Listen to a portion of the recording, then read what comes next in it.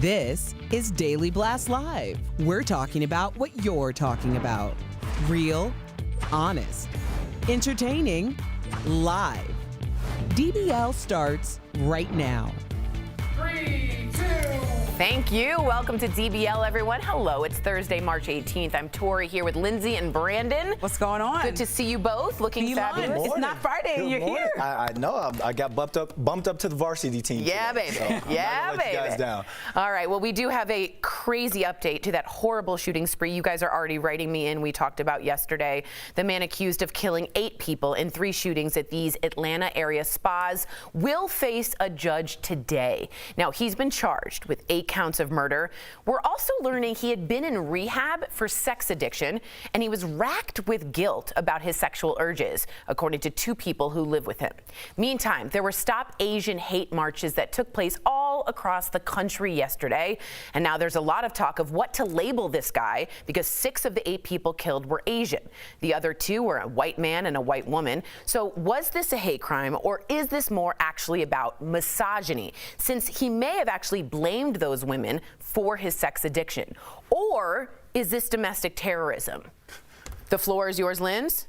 I mean, I would like to call this guy what it is. I think a white supremacist who had racist sexual fantasies about Asian women and then acted on them. Wow. And so we're not calling it what it is by saying that just because he had all these issues. All I hear is the police making excuses for why he's somebody that has sexual addiction and issues. What does that have to do with killing 8 Asian people, you know, in the middle of a time when Asians are being attacked at an alarming rate? And I think that just to say that and have the police standing up there, and we know we have issues with this police chief, that which we'll get to, by the way. Right, that person standing up there and saying that this has nothing to do with race is absurd. Brandon, great take. You know, it's a great take what you said, Lindsay, because when that police chief, like you said, we'll talk about it, came out and said those things, that was kind of expected to me. But going online and watching everyone fight right now on what to label this guy, guy he's a demon. That's what he was. Can we all just come together and say this man is a demon instead of trying to come up and say, hey, he's this type of terrorist or is this type of terrorism? I think this is something when we see evil, everyone, regardless your community who you feel as though you have to represent, I think we all need to call hate, evil, and this man is a demon. But I think a lot of people are getting mad because we don't call hate. When it's a Latino, a black, or a Muslim person, then we immediately are talking about why this is terrorism, and we're connecting them and we're looking at their past priors, looking at their school records, looking at every single thing about their childhood life and how it doesn't connect to the crime they may or may not have done, and we immediately cast them as a gremlin and somebody who just is extremely pushed over there. And so I think when we have this white person and we're explaining that they are innocent because they had something they couldn't overcome, I don't want to hear it, right? That's why people are so upset. I rarely agree with Brandon on this one, and I agree. I just don't care. I don't care. He's evil and hatred, but I think it's important. Semantics do matter because it's a racial thing, isn't it? Right? We're going to get to that. We do have an update right now. The suspect's hearing has been canceled for today. We are unclear why it has been canceled, but again, we wanted to reiterate the suspect's hearing that was to be held today in front of a judge has been canceled. Well, let's get to this part of it because that's already where we're jumping. Am I right? And a lot of you guys are writing in about this. All right. Cherokee Police Captain Jay Baker, here he is. He's the one who said the suspect in the case, if you didn't know, was having a, quote, really bad day during a press conference. If you didn't see it, we want you to be educated. Here's that moment. Take a look. He was pretty much fed up and kind of at the end of his rope, and yesterday was a really bad day for him, and this is what he did. Wow. Now something he posted on Facebook has gone viral. Captain Baker had shared an image of T-shirts that if you read or zoom in closely, it says COVID-19 imported from China, and it's spelled CHYNA. Now the sheriff has not yet commented on the post, which has been taken down. Why are we not monitoring police officers' social media pages? They work for us. Am I right? I don't get it, Tori, because our executive producer, Bert DeBrow, right now has texted me. I've had phone conversations about what I put up on my social media because I represent Daily Blast Live. You are a police sheriff. Regardless of where this virus came from, I have no energy to fight about that right now. You're supposed to be protecting everyone out there. And I understand we have certain jokes and there's certain stereotypes to play into, but you really stepped in it when you come out and you say, oh, he was just having a bad day. You know the internet is going to go back and go try and find something against you. How emboldened is it to put on Facebook because you represent Asian people in your citizenry, right, in your constituency, and you get the sense that China, let's not fail to connect those dots, comes from the trope of the coronavirus that has been spread about Asian hate. Am I right? Right. And I think him saying like having a bad day was really alarming to me, because when I look at all the black people that died in 2020 that might have been having a normal day and just were harassed by police officers that maybe spoke back or maybe didn't speak back. I mean, this man killed people, and once again, he's escorted calmly out of the place where he killed somebody. And so to me, a bad day and watching somebody who's a leader in the police community that we've been having such trouble with as people of color, it's alarming to see this rhetoric come out about this white man who just killed multiple people. Yeah, and I took a class once in college, and it was about being a discerning reader of newspapers and journalism, and I want to spread that to you. When you hear someone say he had a really bad day, remember what you hear when it's not a white man. You got to really think about that and be a discerning citizen. Those words aren't used. Those mugshots are used instead. So I just wanted to... and the captions. Yeah, the captions. Thank you. I had a friend go in because some news outlet posted yesterday, 21-year-old white man kills 8 people. Right. So my friend went in and quoted that tweet and was like, white supremacist terrorists. Change that up. Change that.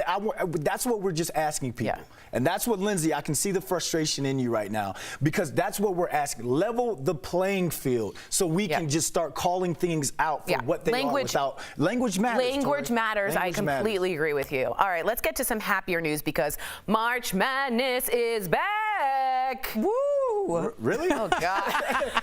I think Brandon probably cares more than I do. I'm the sports guy. I gotta know the Lindsay sports goes, story. woo!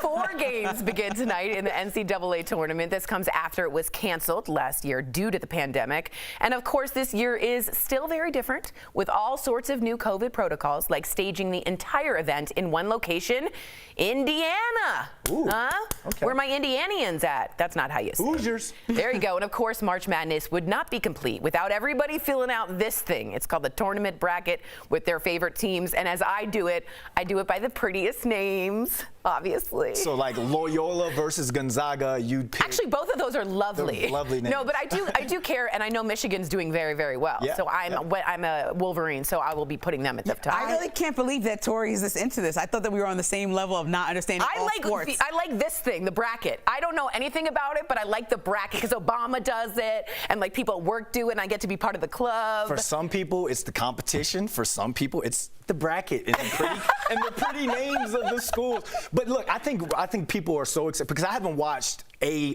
jump shot at all from NBA or college basketball. But I think we're getting our traditions back. Yeah, and that's what people are so excited about. March Madness is a huge tradition in the sports world. And it brings people together, doesn't it? Come together. For the office too, you're right. I just remember when March Madness got canceled last year, and even as somebody who doesn't really know that much about sports, I was scared then. That was the marker for me. That was like when the NBA and sports shut down, I was like, okay. You know what it was? The fact that we're not there is just like a sigh of relief for me. When I heard that Tom Hanks had coronavirus and the NBA and March Madness shut down, I'm like, this is real. Right. This is real. There's too much money surrounding all those 3 things. Those 3 things were on the same day. Wasn't the World Health Organization coming out saying that it was a global pandemic? Tom Hanks. Brandon was calling it serious first. As soon as Dr. Coley said it, he was on board. Good for you. We're very proud of you, Brandon. Coming up on DBL, I'm catching up with my celebrity doppelganger and hero, Jenna Elfman.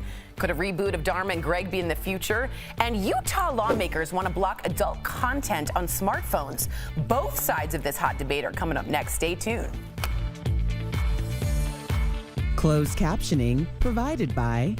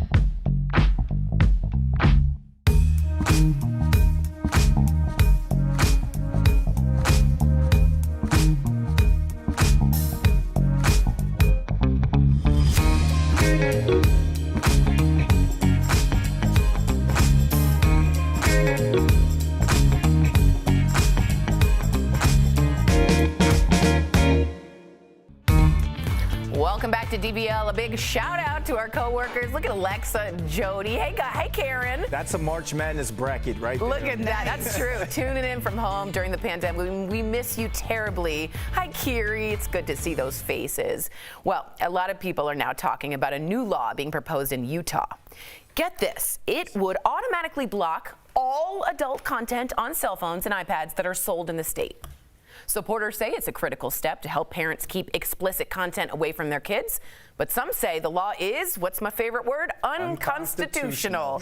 And would be a huge intrusion on free speech. Let me ask you a question, Tori. Okay, it's unconstitutional, but 12 states have called this adult film content a public health crisis.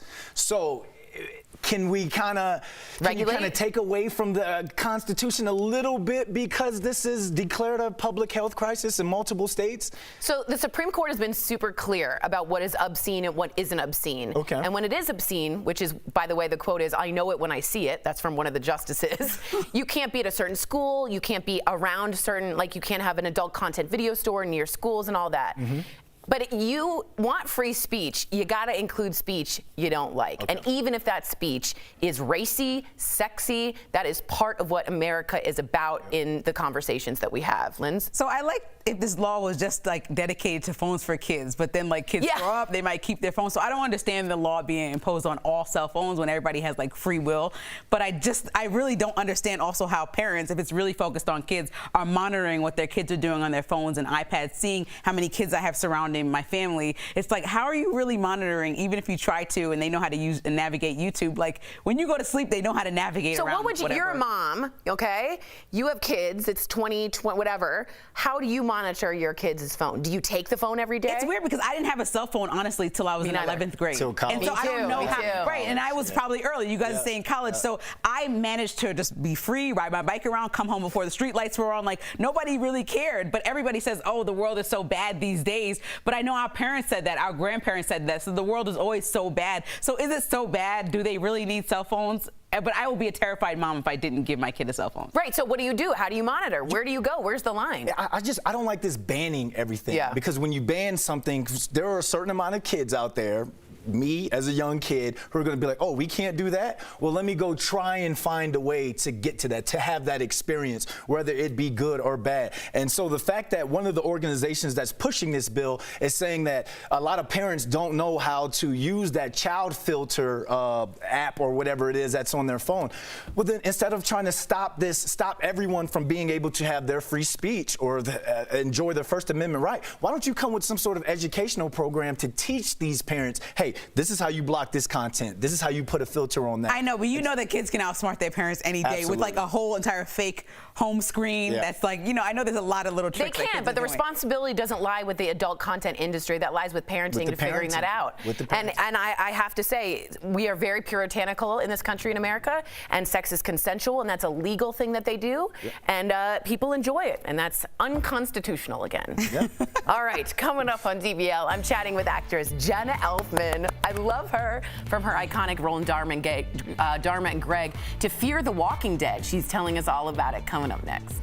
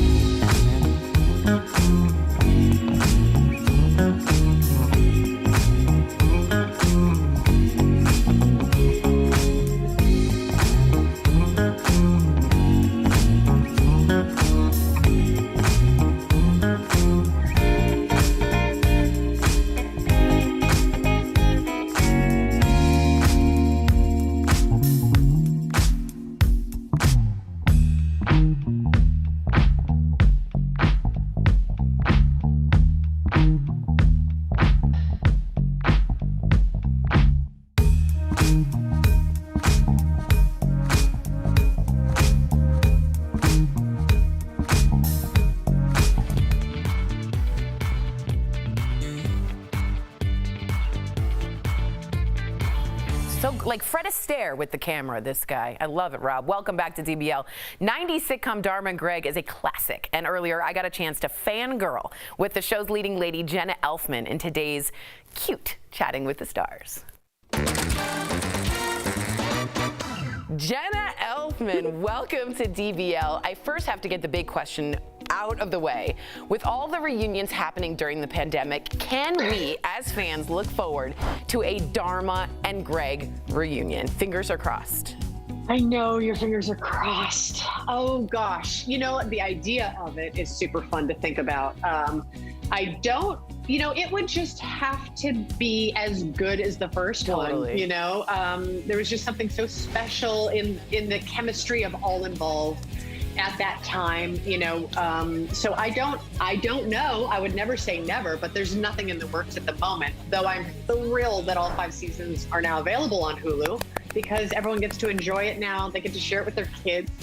You know, like Dharma and Greg. Dharma sets such a good example for girls, you know? I think she's a good role model for that, of just, it's okay to be who you are. You don't have to get permission or apologize. Like, just be you, and that's awesome, you know? Literally, she was a role model for me. I'm a really quirky, weird, I study Buddhism, Jewish, kind of like bizarre chick. And Dharma was like, oh, that's who I am, for the very, very first time. Well, I train dogs during the day. And then I teach yoga at night. That's enough. You know, it's actually very relevant, Dharma and Greg, now because of how divisive our society has become. I think it's a perfect sitcom to rewatch and have a good laugh and realize it's like, it doesn't all have to be so serious. Did you ever have a chance to catch up with your co-star, Thomas Gibson? When's the last time? You guys are still close, still in contact?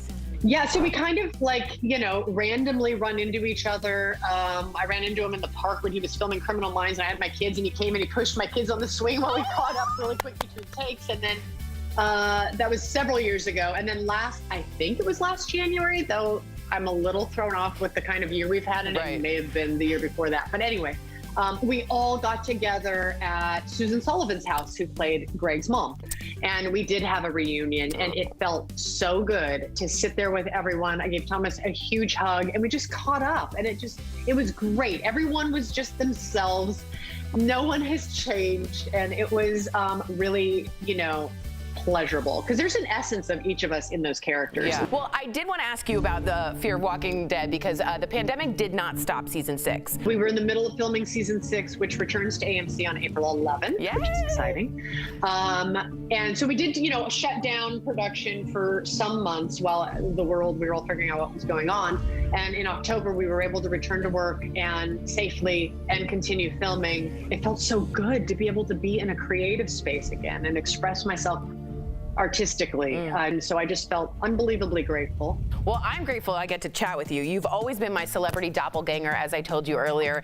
You've always been a smart, spiritual, interesting, educated chick. And to be honest, that was me. And I was like, I can see myself represented for the first time. So thank you, Jenna Elfman, for being that and for joining us here. And you can also see more of her in new episodes of Fear of the Walking Dead on AMC, or keep it old school like your girl with Hulu and binge out on classic episodes of Dharma and Greg. We'll be right back. Thank you. Promotional consideration is brought to you by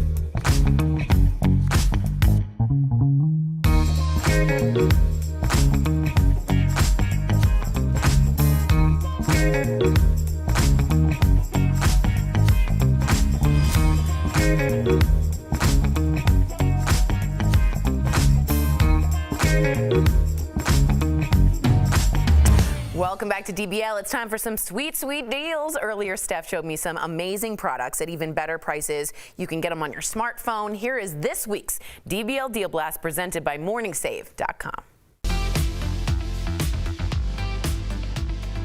All right, what do you have for us today, Steph? First of all, I've got something that will give you that warm and cozy feeling. It's the Great Bay Home 15-pound Sherpa-lined weighted blanket. Yes. This is super soft and it disperses the weight evenly across your body. Now, normally, this is as much, are you ready? Yeah. As $200. But we've got it for our viewers for only $49, saving up to 76%. Check it out. It's the 24-pack Hask single-use deep conditioning treatment. So we've got the rose oil and peach. It's for color protection. Then we've got coconut milk and honey. Oh, sounds gorgeous. Quenches and controls fizz. And last but not least is the blue chamomile and argan oil for brightening and repairing blonde Bing, bing, hair. bing, bing, bing. Normally it's as much as $60. We've got it for only $20, saving our viewers 67%. Okay, now Tori, we've all been spending more time at home using video calls to stay in touch. Well, what about an upgrade with this Gabba Goods 1080p HD webcam for computers and laptops? It's got a professional wide-angle lens. Oh, that's good. That gives this camera ultra-clear video with crisp, vibrant color. Normally this is as much as $60, but we've got it for only $19, saving up to 68%. Okay, last but not least, we've got something to keep you jamming to your favorite tunes at home or when you're on the go. It's the iFrog's Airtime Sport truly wireless earbuds. They've got a 25-hour battery life, so you never need to worry about running out of music. They also automatically link to your device once they're removed from the charging case. Normally, these are $80, but we've got them for only $25, saving up to 69%, Tori. Guys, head on over to morningsave.com to snag these amazing deals at the lowest prices you know you want to. You can even visit morningsave.com on your smartphone. It's easy. It is very easy. Lindsay, you have a little correction to make? Yeah, I just want to talk about in the Atlanta shooting incident, you know, the officers did apprehend the suspect, so I wasn't saying that he completely didn't get untouched and walked as we saw in other mass shootings. No, but I do want to say that he's alive, unlike several black people that did way less in the last year alone. So I wanted to make that correction that he wasn't just casually walked into the station. But there was no scratch on him, as we see there. I also want to make it clear that the Cherokee police chief was quoting the suspect when he said he had a really bad day, but choosing to use that quote was probably the most insensitive and inappropriate time, don't you think? Yeah. Especially with those T-shirts. DBL's new every day. We'll see you same time, same place tomorrow. Bye, guys.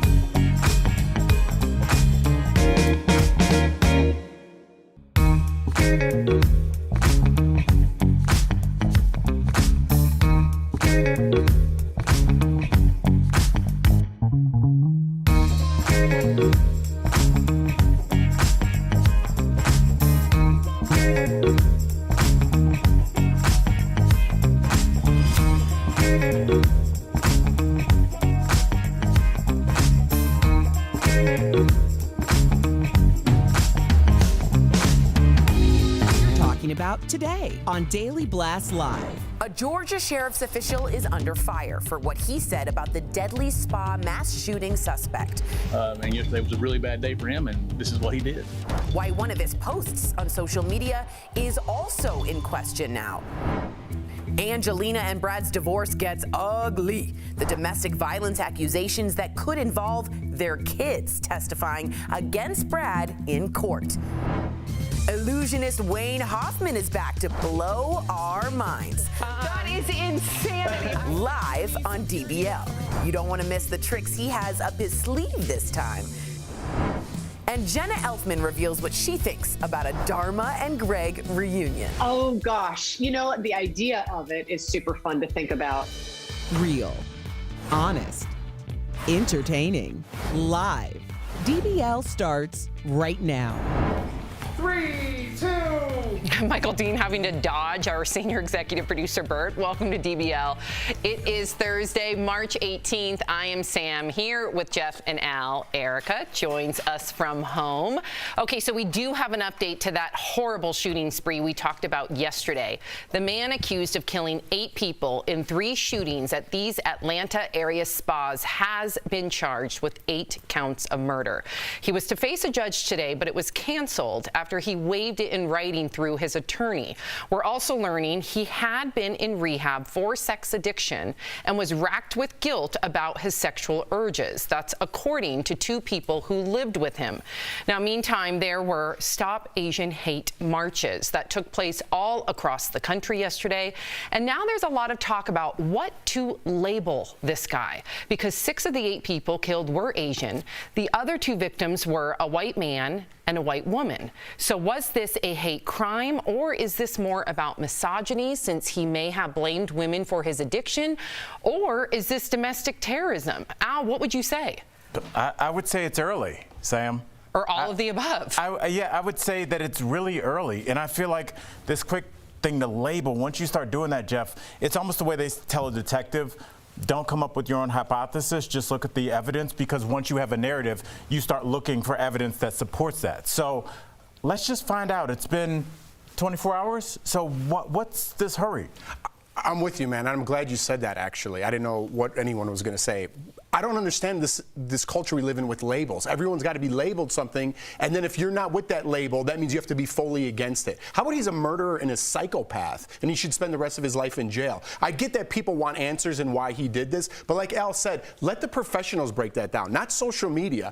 I know what it looks like. I know what I could label in my own mind, but right now he's a murderer, and he murdered people. That's what I'm most concerned about, and get him off the streets and in jail and possibly put to death. Right, and it's technically all still alleged, Erica, but to Jeff and Al's point, yes, of course, he's a psychopath, he's a murderer, but I do think that, allegedly, but I do think, Erica, that a lot of people, unfortunately, have lost faith in the system or in police chiefs, and we'll get to this current police chief involved in this case, so therefore they want to come out with it and make sure that they're sticking up for the Asian community because they're afraid that other people aren't.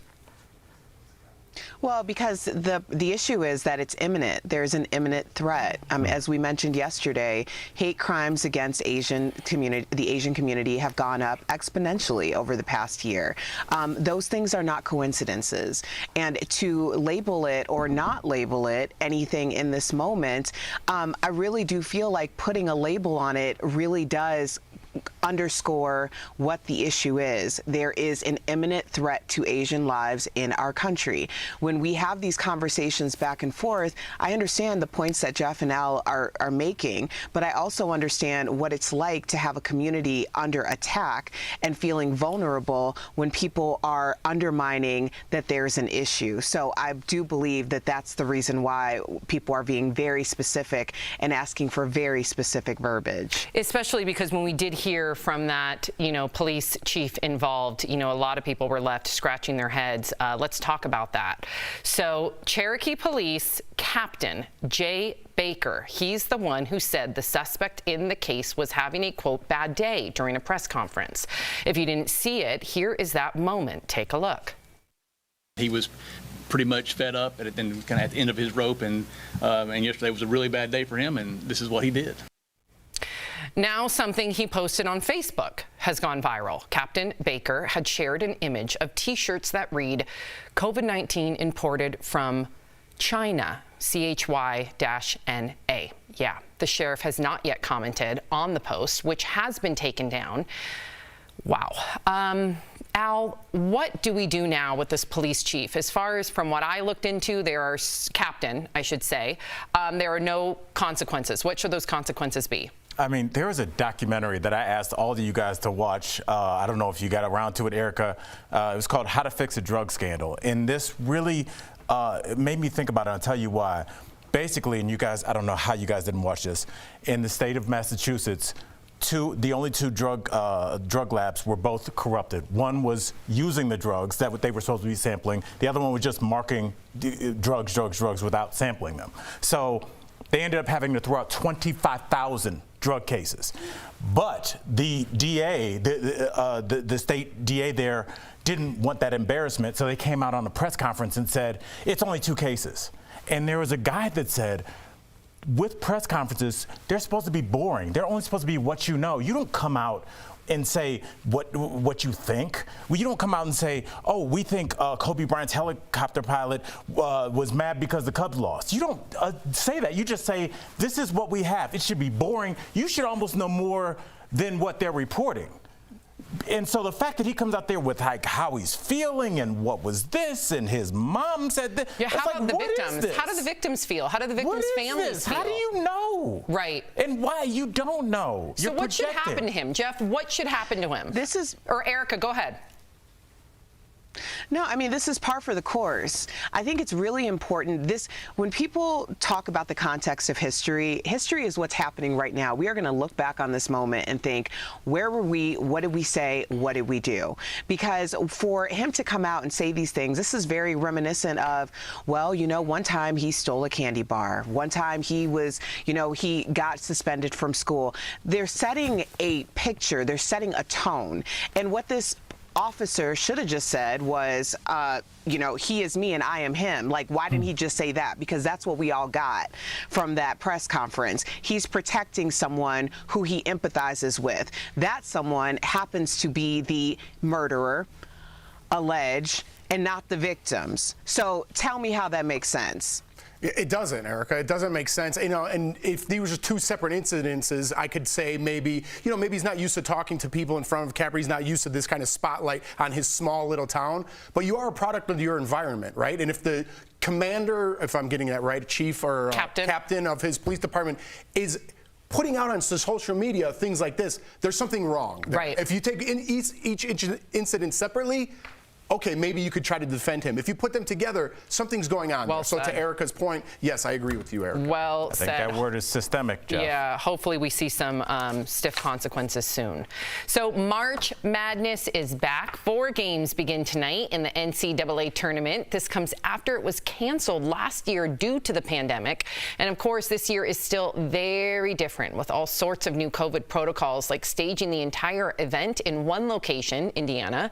And of course, March Madness wouldn't be complete without everybody filling out their tournament brackets with their favorite teams.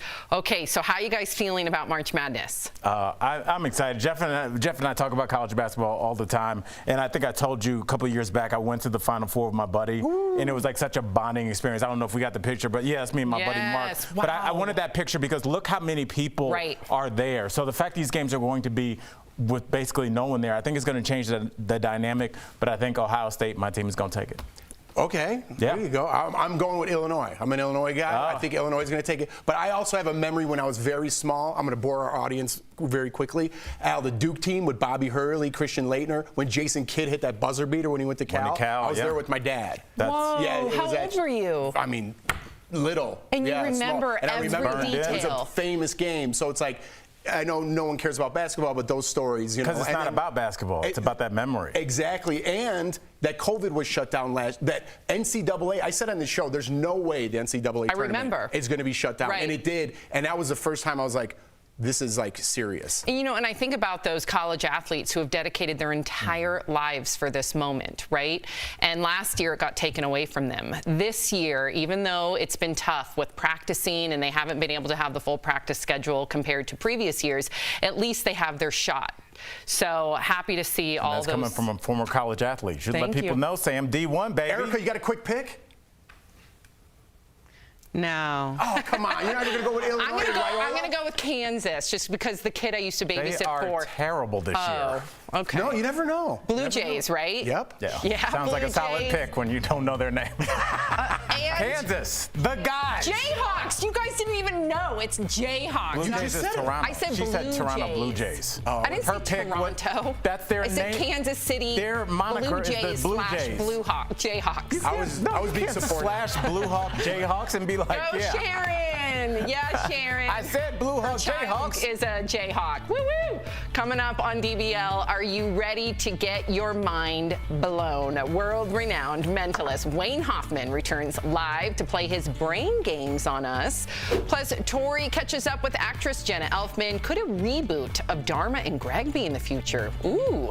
And Utah lawmakers want to block adult content on smartphones. Both sides of this hot debate coming up next. Closed captioning provided by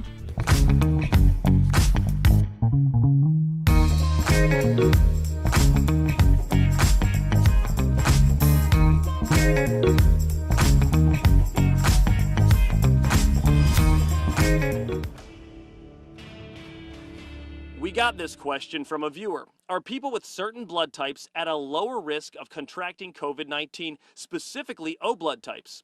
Our sources are Dr. Amish Adalja, an epidemiologist from Johns Hopkins University, and Dr. Anita Dua, a vascular surgeon from Massachusetts General Hospital and professor at Harvard Medical School. There are some preliminary data that shows that certain blood types put you at lower risk for contracting COVID or having severe COVID. Right now, there are a number of studies that were done around the world. One was done in France, some in China, of course, the United States, here at Mass General. Dr. Dua worked on the study at Massachusetts General Hospital, and she's about to publish a paper on what she found between her study and those done around the world. It's still a 50-50 split. We don't know. There is some data that supports the idea that if you're type O blood, maybe that is in some way preventing you from getting the disease. The issue is all of these studies are retrospective, meaning the researchers are just looking at the patient information after it's happened. So it's not something that you can make a causal link from. You can get a hypothesis, you can see a correlation and association, but in science we want to kind of demonstrate cause-effect relationships. And as a result, blood type is not a part of any decision-making process, whether it be for severity of COVID or for susceptibility of COVID. So while there is some data regarding blood types, at this point, experts cannot definitively say people with type O blood are less susceptible to COVID-19.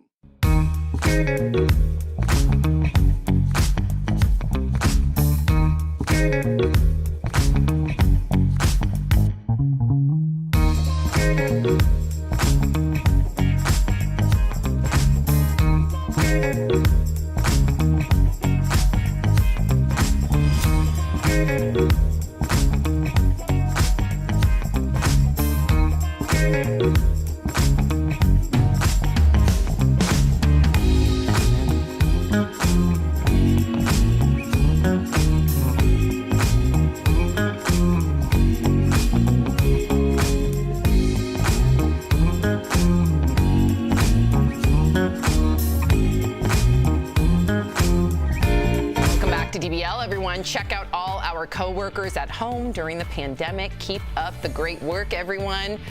So a lot of people are talking about a new law being proposed in Utah. It would automatically block all adult content on cell phones and iPads that are sold in the state.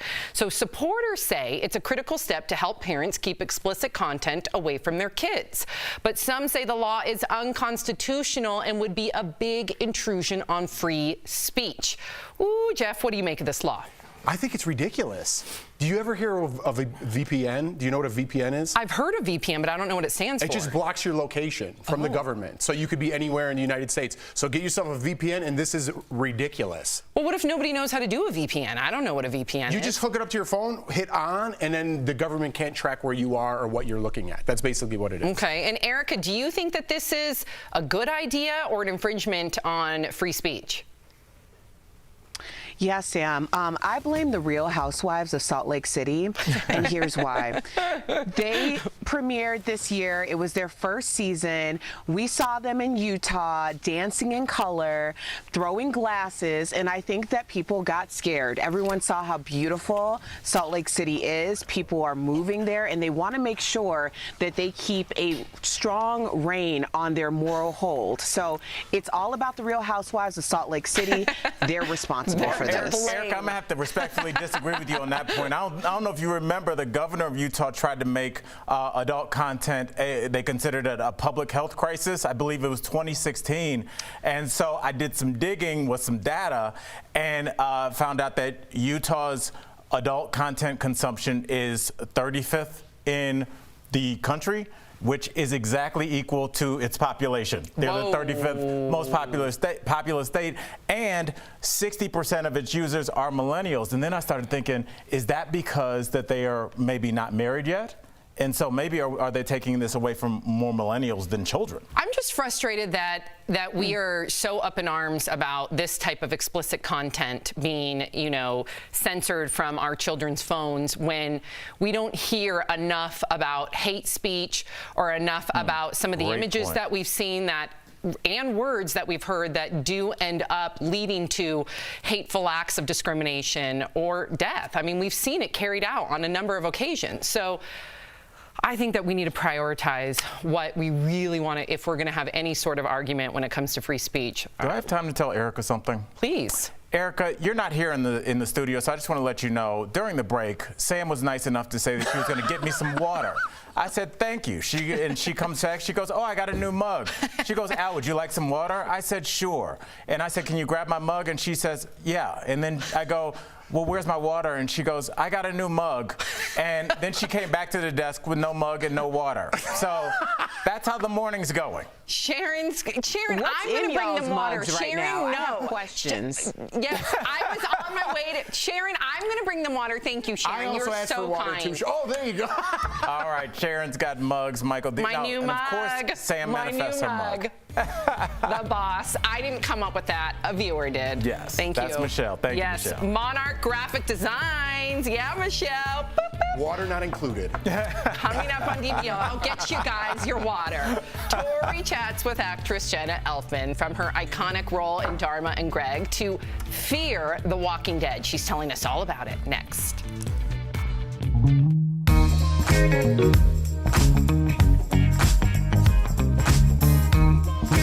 Side effects are not uncommon with vaccines, but with coronavirus vaccines, more women are reporting side effects. So why is that? Let's connect the dots. A study put out by the Centers for Disease Control found that gender discrepancy. Out of all the people reporting side effects from COVID-19 vaccines, 79% were women. Most of the side effects are not severe and show that your body is building protection against the virus. Most people reported things like pain around the injection area, chills, headaches, and fatigue. Researchers are not sure why women are more affected, but they do have some theories. They range from women being more likely to get vaccinated to possibly being more comfortable reporting symptoms. In fact, according to that same CDC study, women account for just over 60% of all coronavirus vaccinations. But there could be another reason. It is well documented that men and women's immune systems function differently. It's why more women suffer from autoimmune diseases and have more reactions to other vaccines, including the flu vaccine. But before women get concerned, doctors do say these reactions are because their T cells respond better and could actually produce a better antiviral response. Connecting the dots, I'm Lauren Tellerico.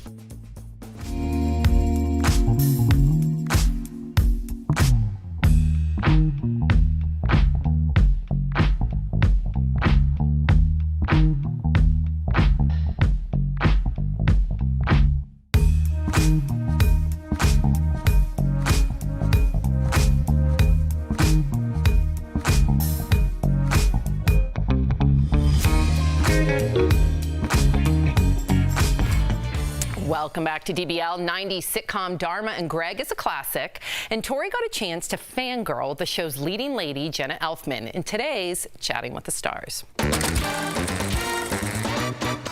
Jenna Elfman, welcome to DBL. I first have to get the big question out of the way. With all the reunions happening during the pandemic, can we, as fans, look forward to a Dharma and Greg reunion? Fingers are crossed. I know your fingers are crossed. Oh gosh, you know, the idea of it is super fun to think about. It would just have to be as good as the first one, you know? There was just something so special in the chemistry of all involved at that time, you know? So I don't know. I would never say never, but there's nothing in the works at the moment, though I'm thrilled that all 5 seasons are now available on Hulu, because everyone gets to enjoy it now. They get to share it with their kids.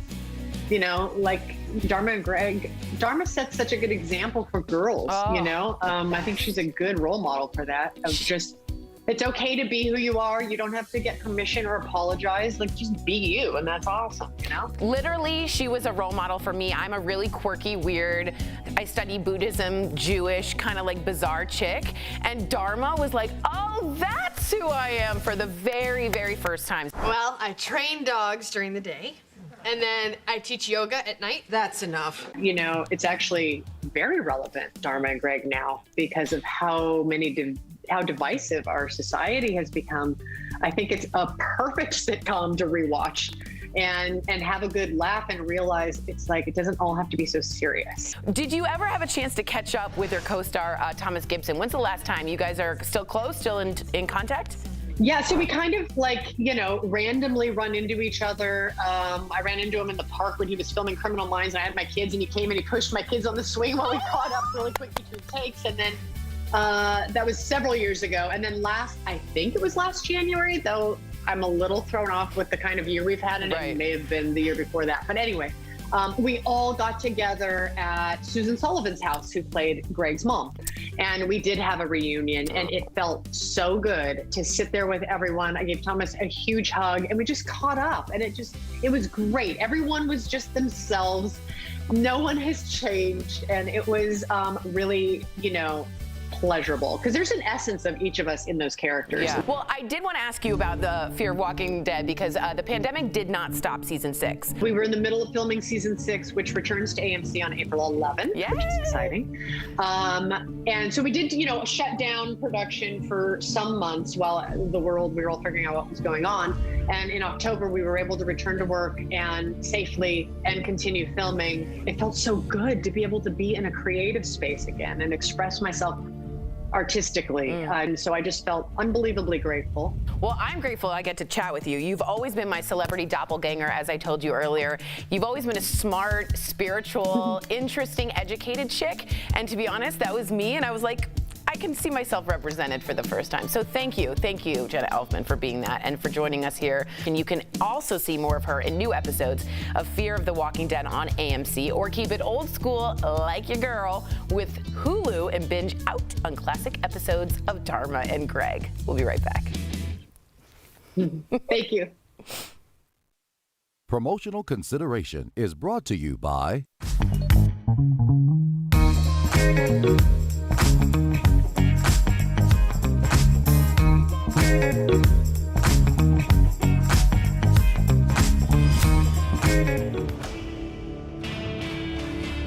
So you're craving some warm weather for this upcoming spring break? We feel you. That's why we're expecting a lot of people to come through airports like this one, Reagan National here in the DC region.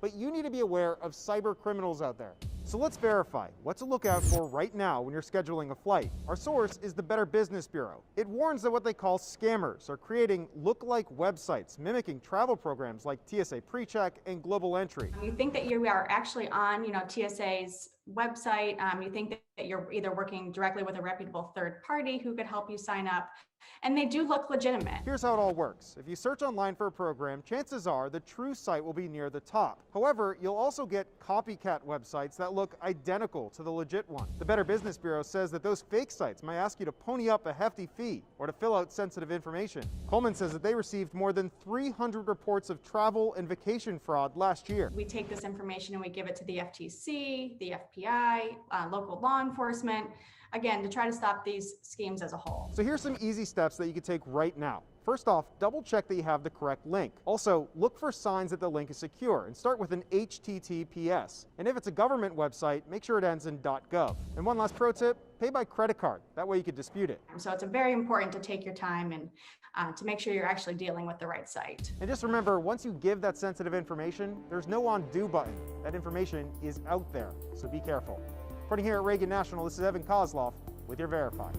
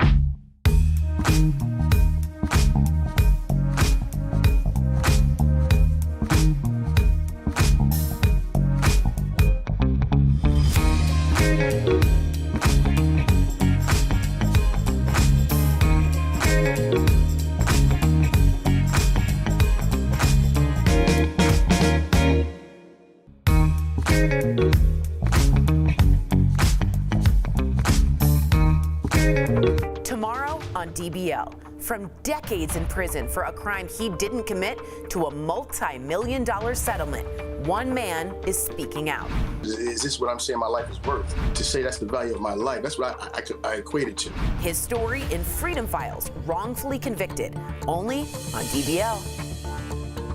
You do not want to miss that. If you are leaving us, you can watch the second half of the show on Facebook or YouTube. But if you're sticking around, here's what's coming up on DBL. Mentalist Wayne Hoffman is back live to play his mind tricks on us. Plus, divorce drama between Angelina Jolie and Brad Pitt, how their kids could get involved. And a big thank you to our coworkers watching from home right now. Hi, guys. We miss you. We'll be right back.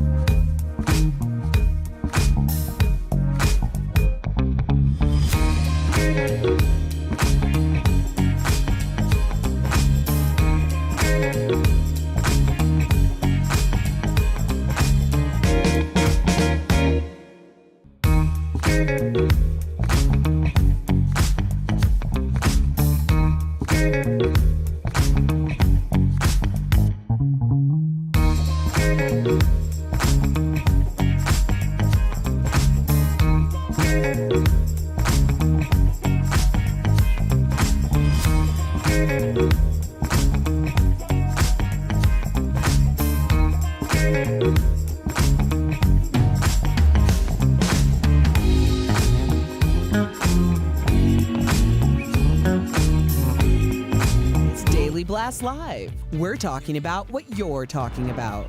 Real, honest, entertaining, live. DBL starts right now.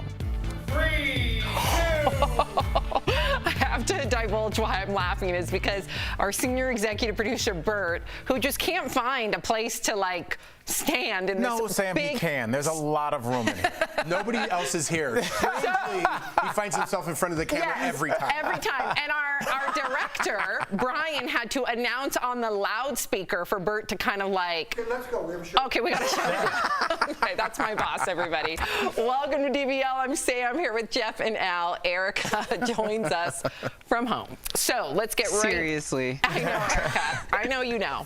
Okay, let's get right to it because a lot of you have an opinion on this next story. Things are getting messy in Angelina Jolie's ongoing divorce from Brad Pitt. According to court records, Angelina is accusing Brad of domestic violence and has proof that supports her claims. The former couple legally separated back in 2019, but are still working out custody arrangements and property divisions. The records also show that Angelina and Brad's kids are willing to testify against their dad in relation to the allegations of past domestic violence. This breaks my heart every time, especially when you hear that the kids are involved. What do you make of this, Jeff? I mean, I was looking at Al, and then I said, okay, what do you make of this, Jeff? Look, we're both handsome men. And we look exactly the same.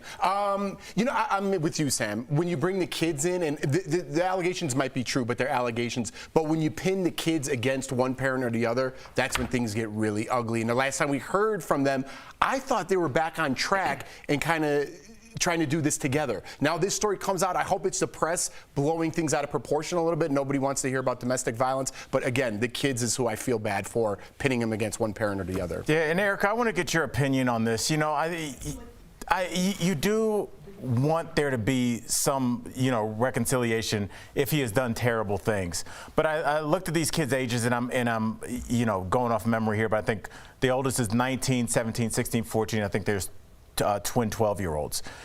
They are embarking on the rest of their life right now. And the way that they're going to view their relationships, the way that they're going to just move forward with their life. And I worry about them. And I worry that testifying could damage them moving forward and cause them to perpetuate these terrible relationships. Am I way off in that? What do you think? I mean, I think that your worry is very valid. I look at this a little differently. I've mentioned that my husband and I are dependency and neglect CASAs for the child welfare system.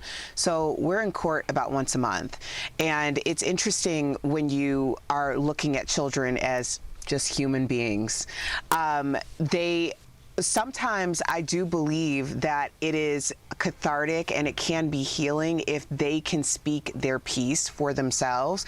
And because of the age range of these kids, maybe this is a part of them coming to terms, because we don't know what their role was in the alleged domestic violence.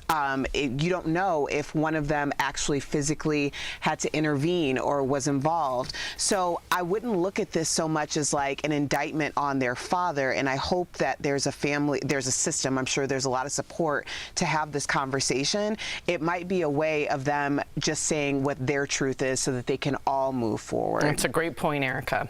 Okay, so we've all been binging our favorite TV shows during this past year. Now, a new study suggests that some people subconsciously become their favorite characters. Researchers from Ohio State University, examined the connection of 19 fans with the popular HBO show Game of Thrones. The study found that people who strongly identified with the show also got absorbed with their favorite characters, so much they felt that they were inhabiting the role of that character. Have any of you, Jeff, have you ever strongly identified with a character and started to become that character? Not strongly identified, but yes, I agree. I'm not a study guy, and there's only 19 people in this one, so I could totally make fun of it. But listen, if whatever you put in your mind, whatever you're watching, if it's positivity, I don't mean to go there, or negative, if you're online all day fighting with people, you're going to be a negative person at the end of the day. That's the truth. And if you're looking at positivity all day, your outlook for life is going to be more positive at the end of the day. That was my little motivational speech. That being said, I do find myself acting more like this person that I watch every single night. Larry David on Curb Your Enthusiasm, and I find myself running into situations in everyday life. So I love it. I kind of look like him. That's scary. But yes, so I believe this study. I totally believe this is true. Okay, Al, what about you? Mine is not similar to Jeff's. Mine is Omar from The Wire. And I picked him for a number of reasons. I picked him because I feel like as a character, he really embodies what the human experience is. People can look at him and say he looks like this or he looks dangerous.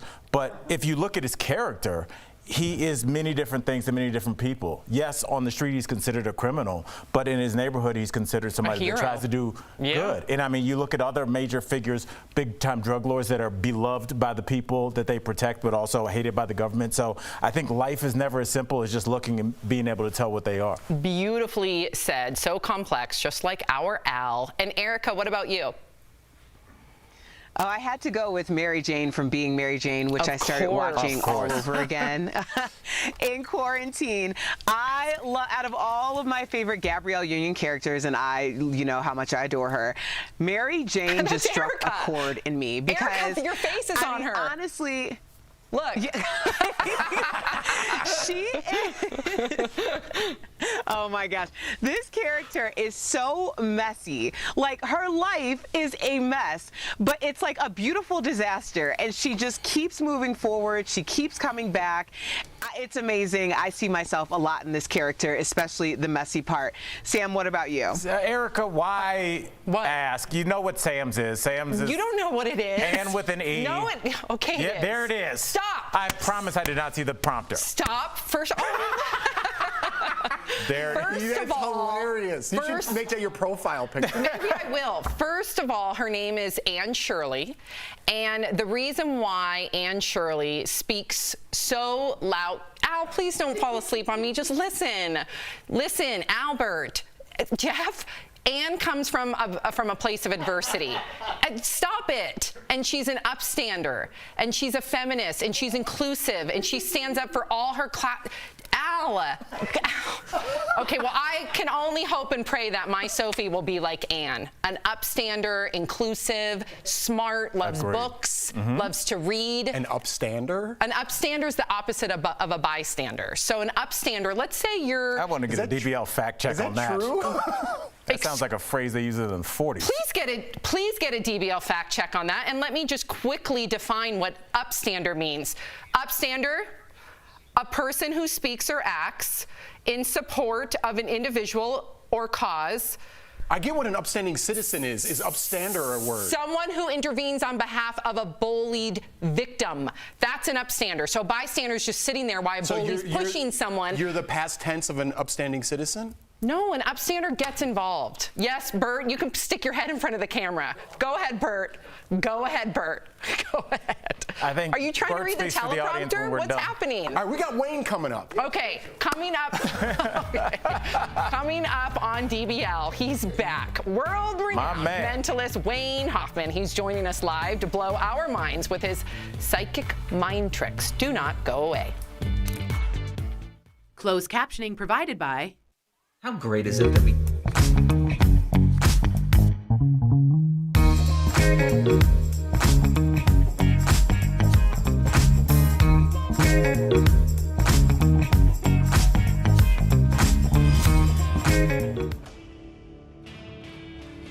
We got this question from a viewer. Are people with certain blood types at a lower risk of contracting COVID-19, specifically O blood types?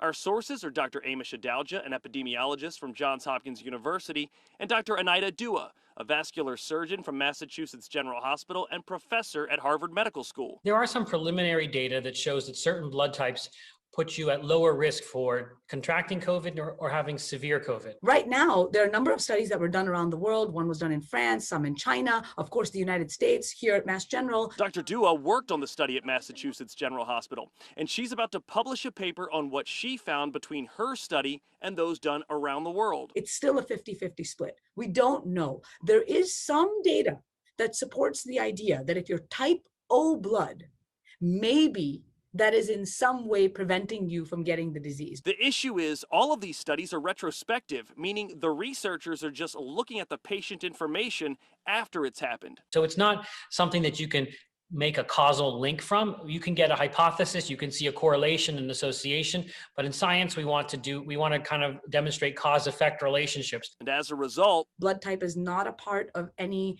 decision-making process, whether it be for severity of COVID or for susceptibility of COVID. So while there is some data regarding blood types, at this point, experts cannot definitively say people with type O blood are less susceptible to COVID-19.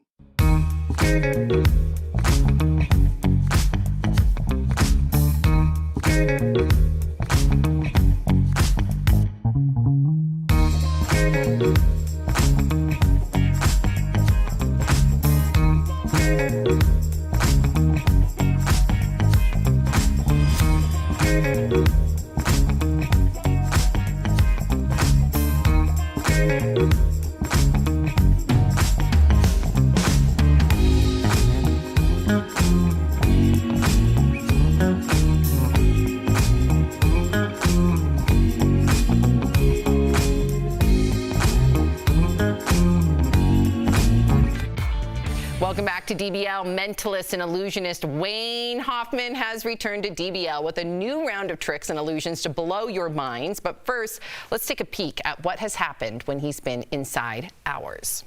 It's the Wicked Witch of the West. What is it? The Wicked Witch of the West? What is it? Oh my God, you guys.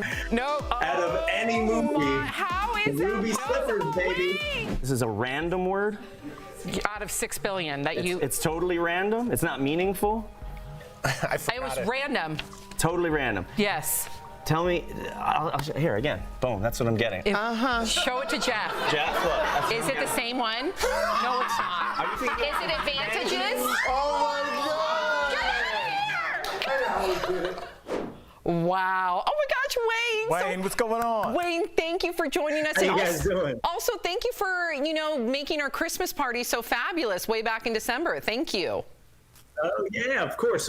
It's always fun to see you guys and get in your heads. You never know what you're going to get. I know. I'm a little nervous. Take it away.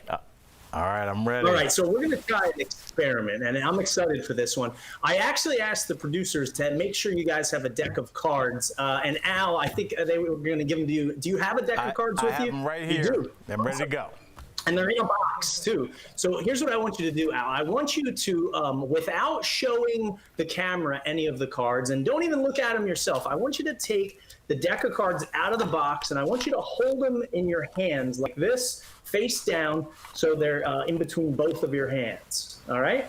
Okay. Now, I want you to take the Lift your top hands up. half of the deck, and I want you to lay them on the table face down. So take about half of the cards, cut them, lay them face down on the table. Good. Okay. Now take the stack that's remaining in your hand, and I want you to lay them crossways on top of the other pack. So you make a little cross on the table, if that makes sense. Just lay it down. So you basically just cut the cards. Now, Al, do you have any idea where you cut? Is there any way you would know where you cut to? Absolutely not. Of course. Now, you're on the other side of the country, so there's no way that I could know either. No. But here's the weird part. I got dressed for the occasion today.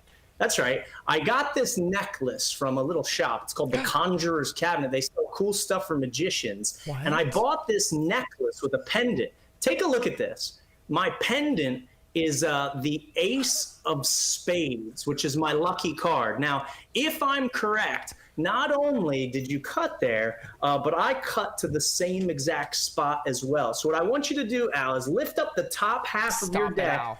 and see if you cut to that It ace. better not be an Take ace a of look. spades. What? Stop it.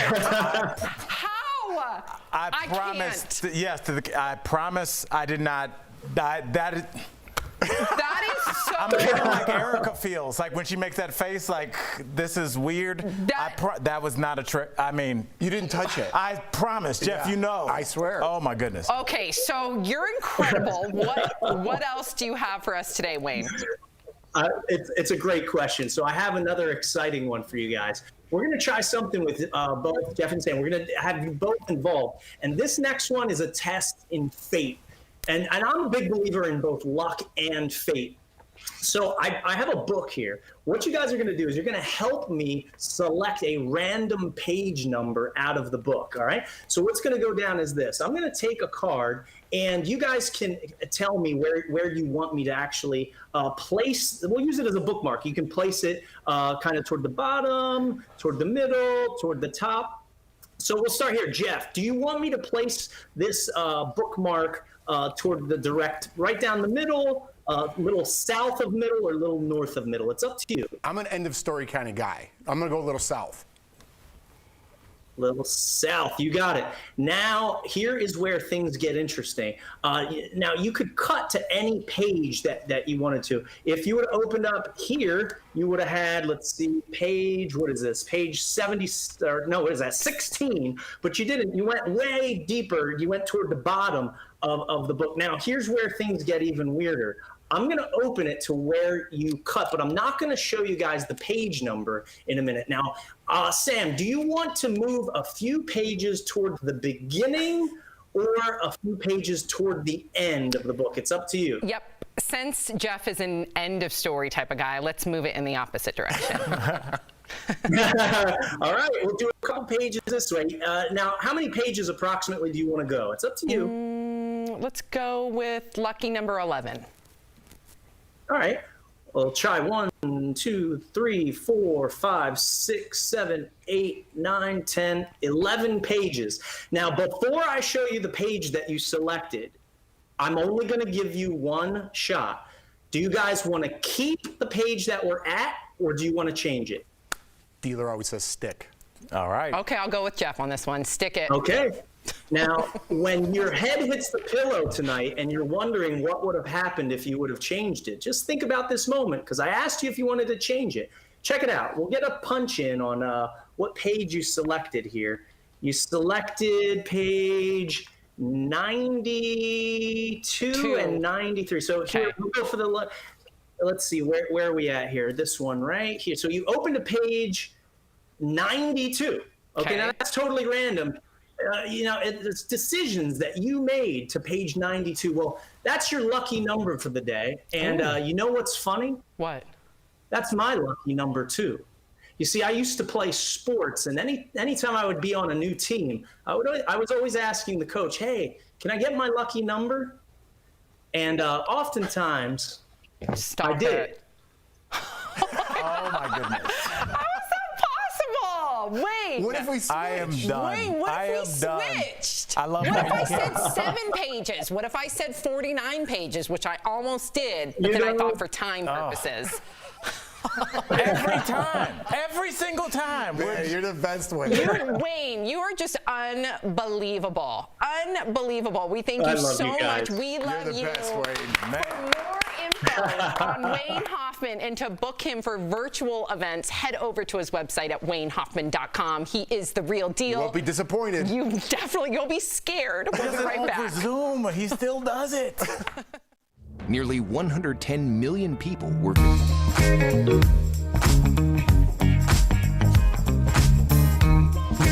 Side effects are not uncommon with vaccines, but with coronavirus vaccines, more women are reporting side effects.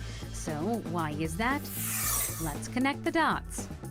A study put out by the Centers for Disease Control found that gender discrepancy. Out of all the people reporting side effects from COVID-19 vaccines, 79% were women. Most of the side effects are not severe and show that your body is building protection against the virus. Most people reported things like pain around the injection area, chills, headaches, and fatigue. Researchers are not sure why women are more affected, but they do have some theories. They range from women being more likely to get vaccinated to possibly being more comfortable reporting symptoms. In fact, according to that same CDC study, women account for just over 60% of all coronavirus vaccinations. But there could be another reason. It is well documented that men and women's immune systems function differently. It's why more women suffer from autoimmune diseases and have more reactions to other vaccines, including the flu vaccine. But before women get concerned, doctors do say these reactions are because their T cells respond better and could actually produce a better antiviral response. Connecting the dots, I'm Lauren Tellerico.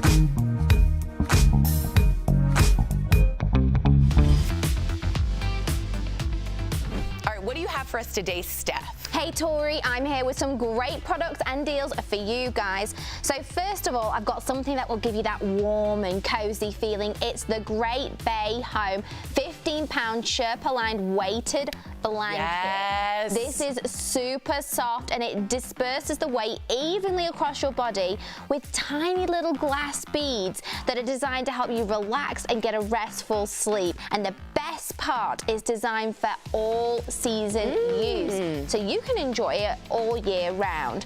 Now, normally, this is as much, are you ready? Yeah. As $200. But we've got it for our viewers for only $49, saving up to 76%. The weighted blanket is like the 2020-2021 like cup of coffee you have to have, so I'm getting this. It's really good for anxiety as well. Like, and you know pressure me. on your body makes you feel calm. I'm a walking piece of anxiety, so this is great. Really, really good and so soft too. Okay, next up, we've got the perfect item to replenish your hair's moisture and restore its radiance. Check it out. It's the 24-pack Hask single-use deep conditioning treatment. So you can hydrate your hair with these deep conditioning masks. This deal should also last you, are you ready? 3 to 6 months. Ooh. And you can choose one of the 3 treatments that suit your hair type and your need.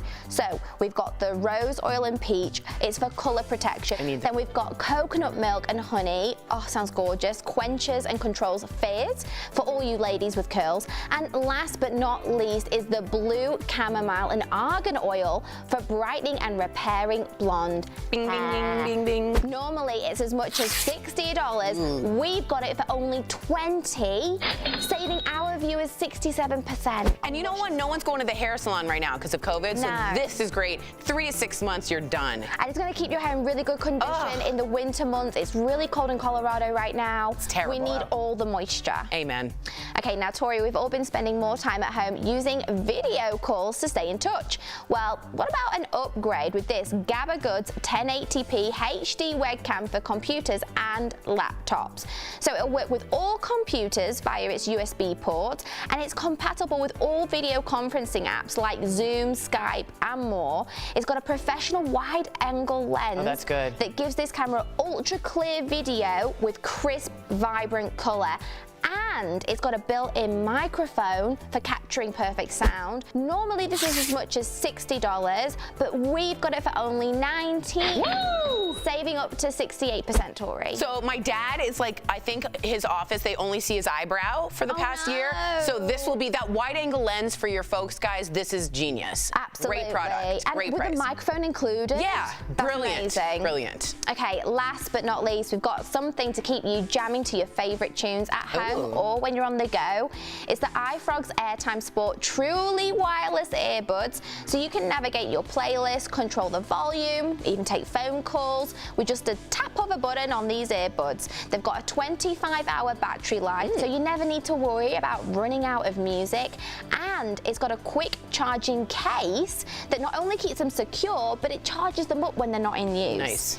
They also automatically link to your device once they're removed from the charging case. Normally, these are $80, but we've got them for only $25, saving up to 69%, Tori. Yeah. For this price, go and get it. Super smart. Guys, head on over to morningsave.com to snag these amazing deals at the lowest prices you know you want to. You can even visit morningsave.com on your smartphone. It's easy. Thank you so much, Steph. We'll be right back.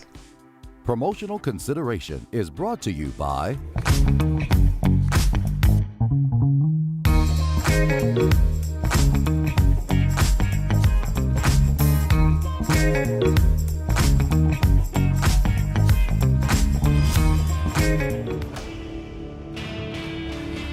So you craving some warm weather for this upcoming spring break? We feel you. That's why we're expecting a lot of people to come through airports like this one, Reagan National here in the DC region. But you need to be aware of cyber criminals out there.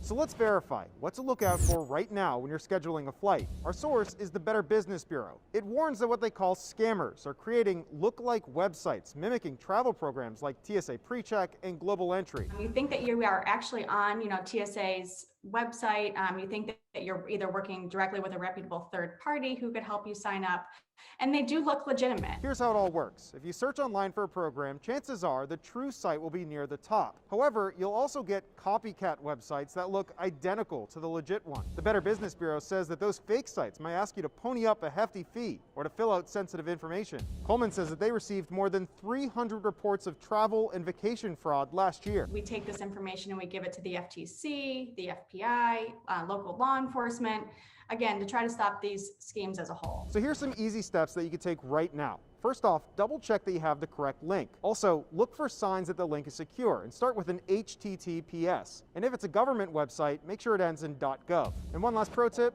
pay by credit card. That way you can dispute it. So it's very important to take your time and to make sure you're actually dealing with the right site. And just remember, once you give that sensitive information, there's no undo button. That information is out there, so be careful. Reporting here at Reagan National, this is Evan Kozloff with your Verify.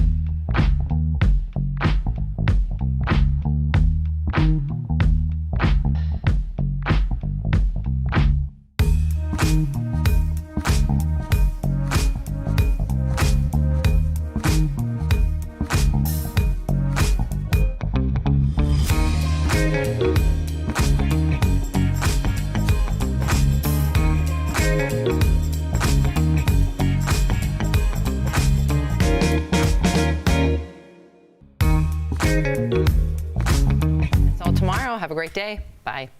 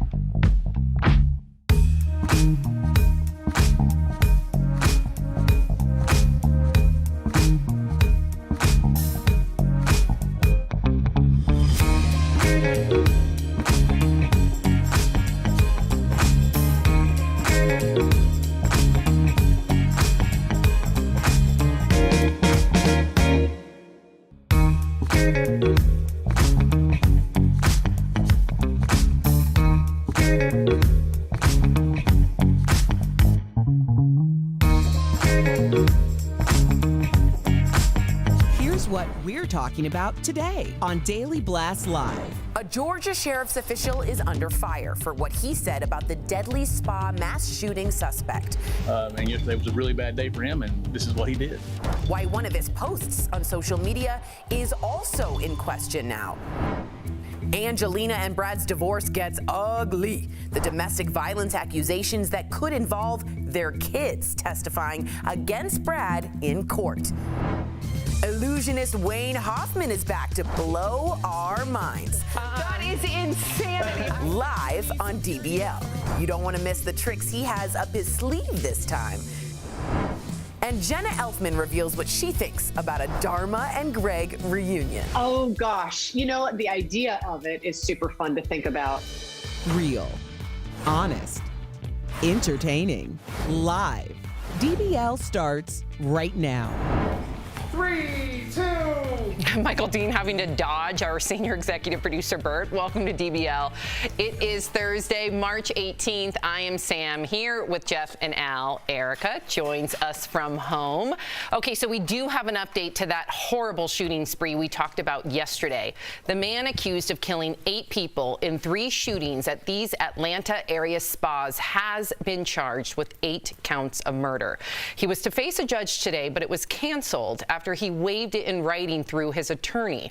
We're also learning he had been in rehab for sex addiction and was racked with guilt about his sexual urges. That's according to 2 people who lived with him. Now, meantime, there were Stop Asian Hate marches that took place all across the country yesterday. And now there's a lot of talk about what to label this guy, because 6 of the 8 people killed were Asian. The other 2 victims were a white man and a white woman. So was this a hate crime, or is this more about misogyny since he may have blamed women for his addiction? Or is this domestic terrorism? Al, what would you say? I would say it's early, Sam. Or all of the above? Yeah, I would say that it's really early. And I feel like this quick thing to label, once you start doing that, Jeff, it's almost the way they tell a detective, don't come up with your own hypothesis, just look at the evidence, because once you have a narrative, you start looking for evidence that supports that. So let's just find out. It's been 24 hours, so what's this hurry? I'm with you, man. I'm glad you said that, actually. I didn't know what anyone was going to say. I don't understand this culture we live in with labels. Everyone's got to be labeled something, and then if you're not with that label, that means you have to be fully against it. How about he's a murderer and a psychopath, and he should spend the rest of his life in jail? I get that people want answers and why he did this, but like Al said, let the professionals break that down, not social media. I know what it looks like. I know what I could label in my own mind, but right now he's a murderer, and he murdered people. That's what I'm most concerned about, and get him off the streets and in jail and possibly put to death. Right, and it's technically all still alleged, Erica, but to Jeff and Al's point, yes, of course, he's a psychopath, he's a murderer, but I do think that, allegedly, but I do think, Erica, that a lot of people, unfortunately, have lost faith in the system or in police chiefs, and we'll get to this current police chief involved in this case, so therefore they want to come out with it and make sure that they're sticking up for the Asian community because they're afraid that other people aren't. Well, because the issue is that it's imminent. There's an imminent threat. As we mentioned yesterday, hate crimes against the Asian community have gone up exponentially over the past year. Those things are not coincidences. And to label it or not label it anything in this moment, I really do feel like putting a label on it really does underscore what the issue is. There is an imminent threat to Asian lives in our country.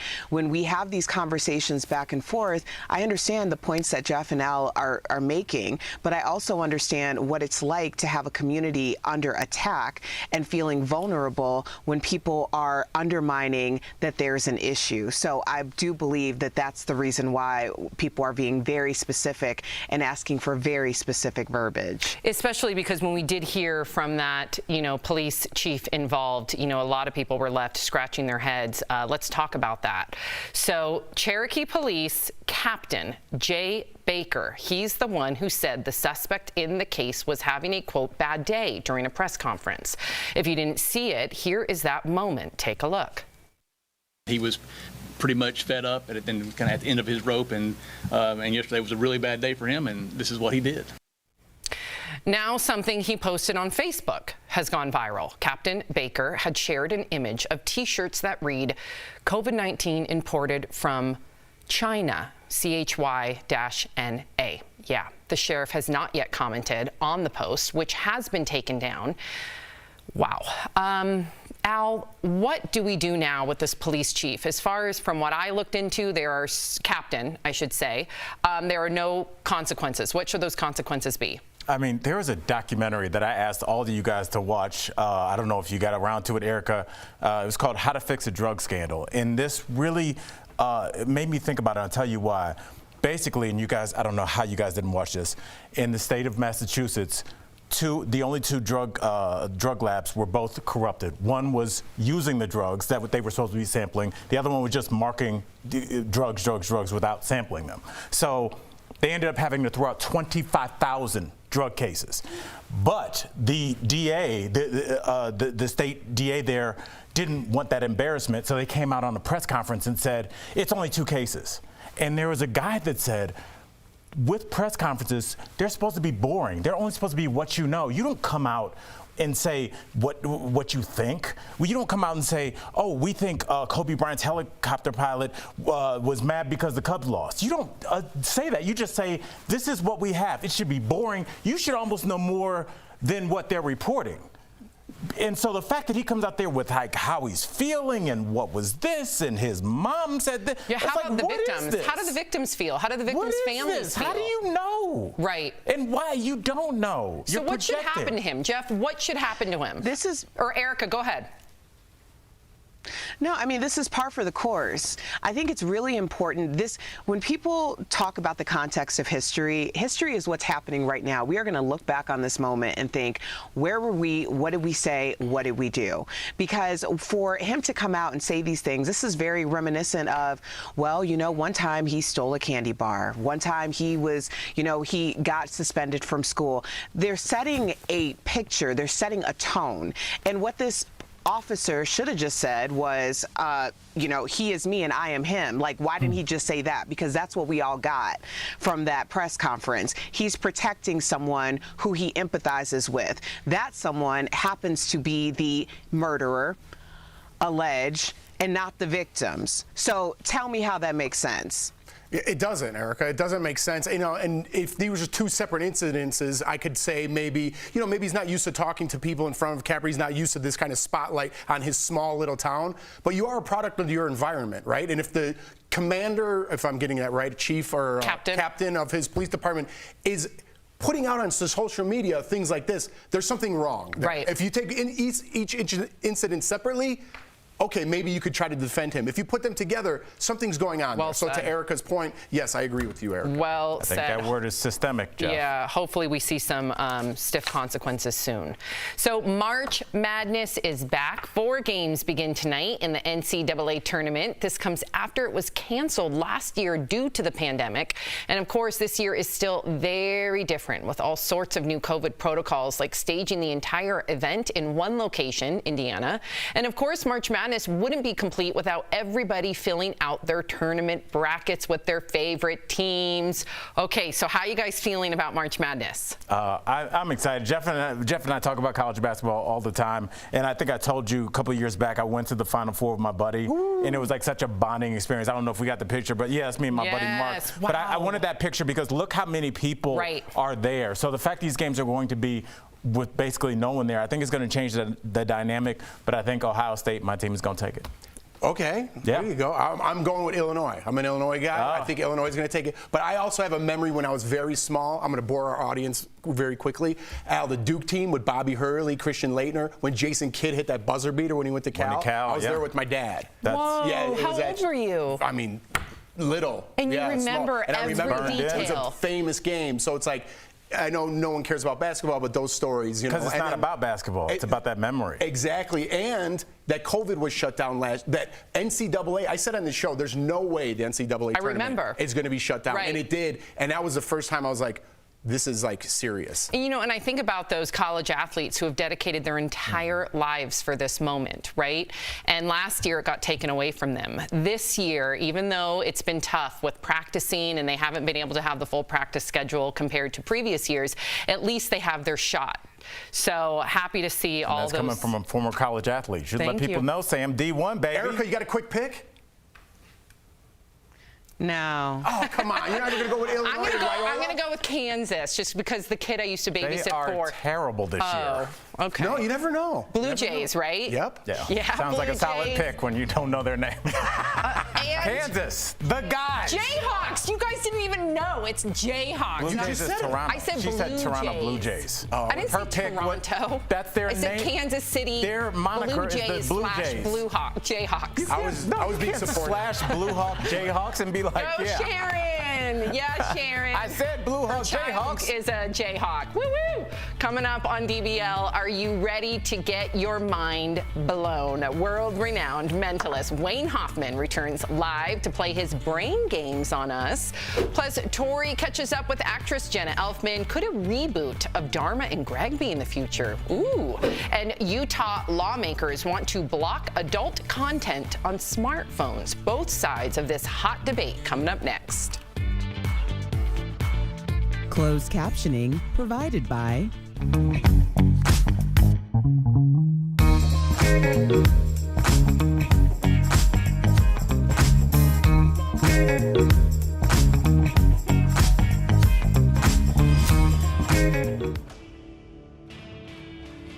We got this question from a viewer. Are people with certain blood types at a lower risk of contracting COVID-19, specifically O blood types? Our sources are Dr. Amish Adalja, an epidemiologist from Johns Hopkins University, and Dr. Anita Dua, a vascular surgeon from Massachusetts General Hospital and professor at Harvard Medical School. There are some preliminary data that shows that certain blood types put you at lower risk for contracting COVID or having severe COVID. Right now, there are a number of studies that were done around the world. One was done in France, some in China, of course, the United States, here at Mass General. Dr. Dua worked on the study at Massachusetts General Hospital, and she's about to publish a paper on what she found between her study and those done around the world. It's still a 50-50 split. We don't know. There is some data that supports the idea that if you're type O blood, maybe that is in some way preventing you from getting the disease. The issue is all of these studies are retrospective, meaning the researchers are just looking at the patient information after it's happened. So it's not something that you can make a causal link from. You can get a hypothesis, you can see a correlation and association, but in science we want to kind of demonstrate cause-effect relationships. And as a result, blood type is not a part of any decision-making process, whether it be for severity of COVID or for susceptibility of COVID. So while there is some data regarding blood types, at this point, experts cannot definitively say people with type O blood are less susceptible to COVID-19.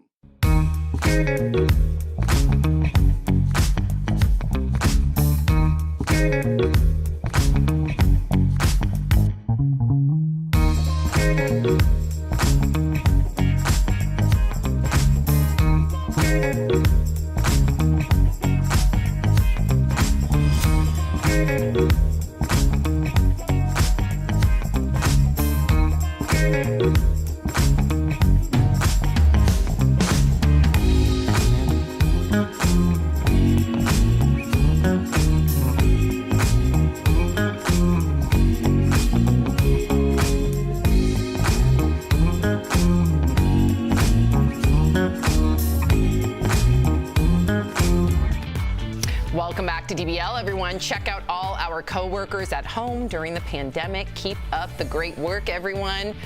So a lot of people are talking about a new law being proposed in Utah. It would automatically block all adult content on cell phones and iPads that are sold in the state. So supporters say it's a critical step to help parents keep explicit content away from their kids. But some say the law is unconstitutional and would be a big intrusion on free speech. Ooh, Jeff, what do you make of this law?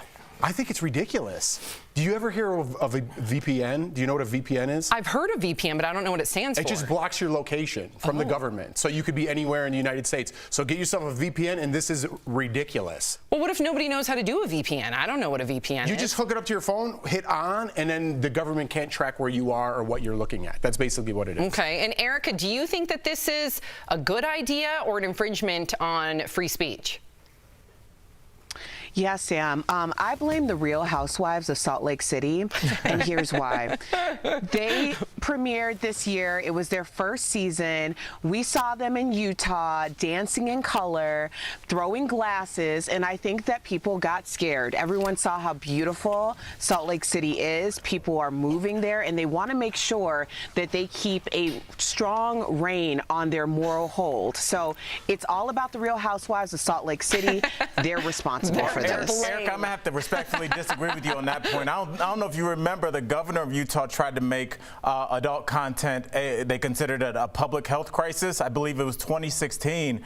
And so I did some digging with some data and found out that Utah's adult content consumption is 35th in the country, which is exactly equal to its population. They're the 35th most populous state, and 60% of its users are millennials. And then I started thinking, is that because that they are maybe not married yet?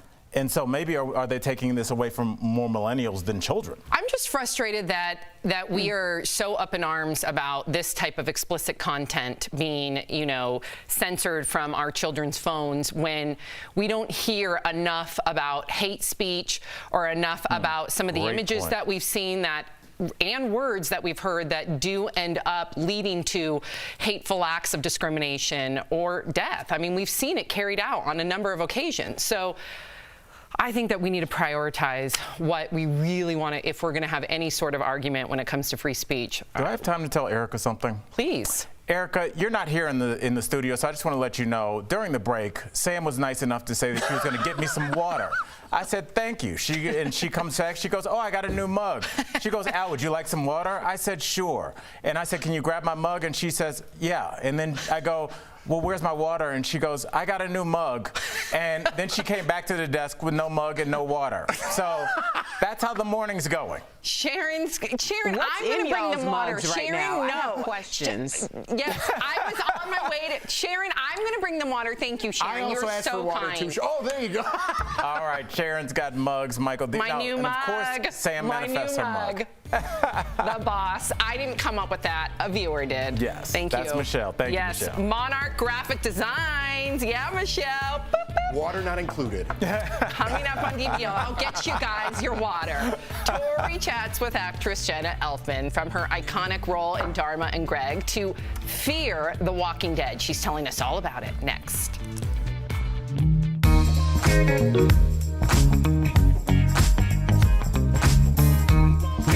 Side effects are not uncommon with vaccines, but with coronavirus vaccines, more women are reporting side effects. So why is that? Let's connect the dots.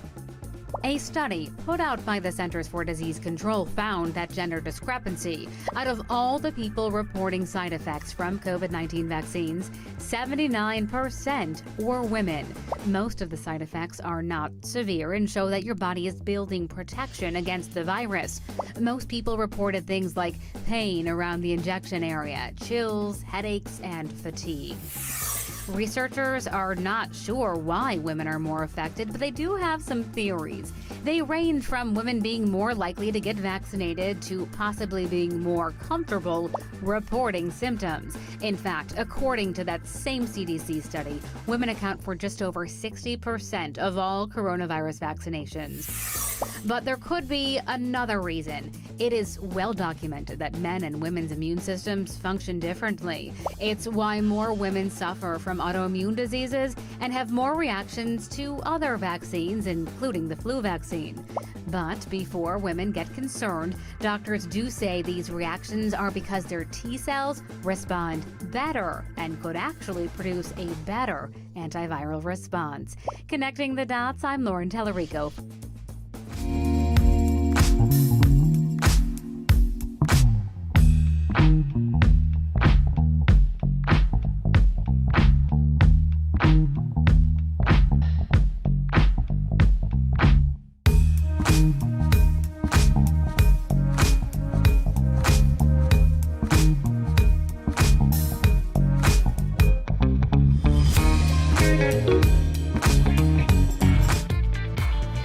Welcome back to DBL. 90s sitcom Dharma and Greg is a classic, and Tori got a chance to fangirl the show's leading lady, Jenna Elfman, in today's Chatting with the Stars.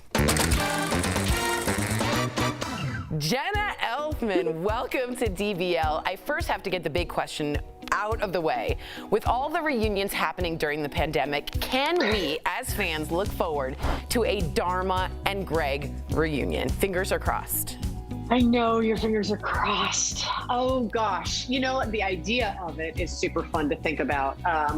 It would just have to be as good as the first one, There was just something so special in the chemistry of all involved.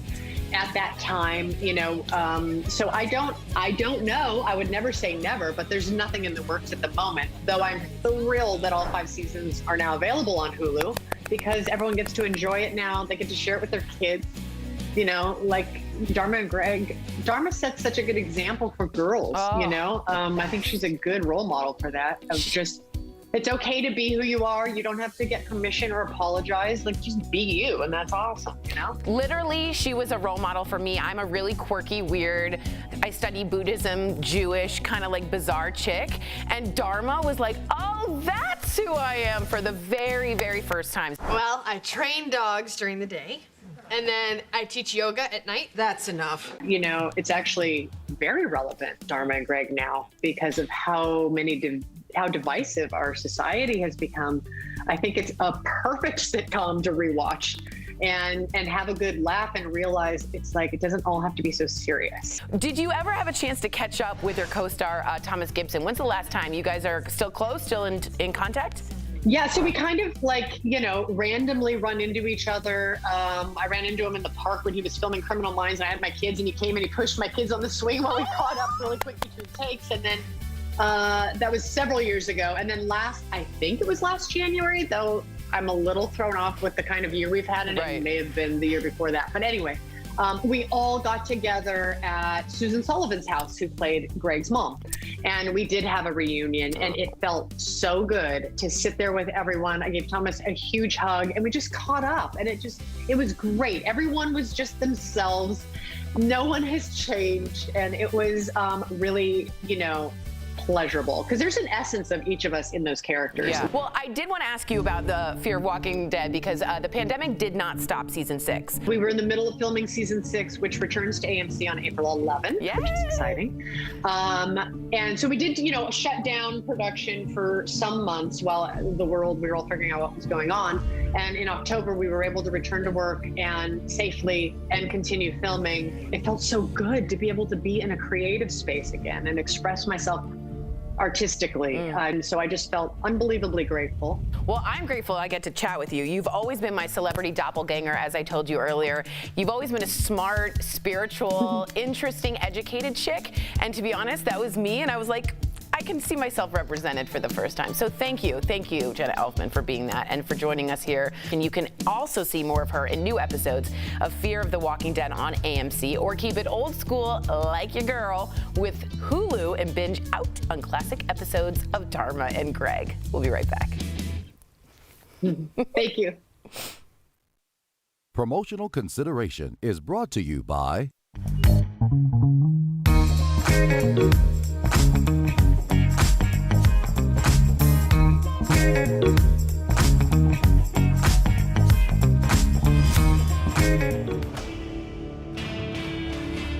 So you craving some warm weather for this upcoming spring break?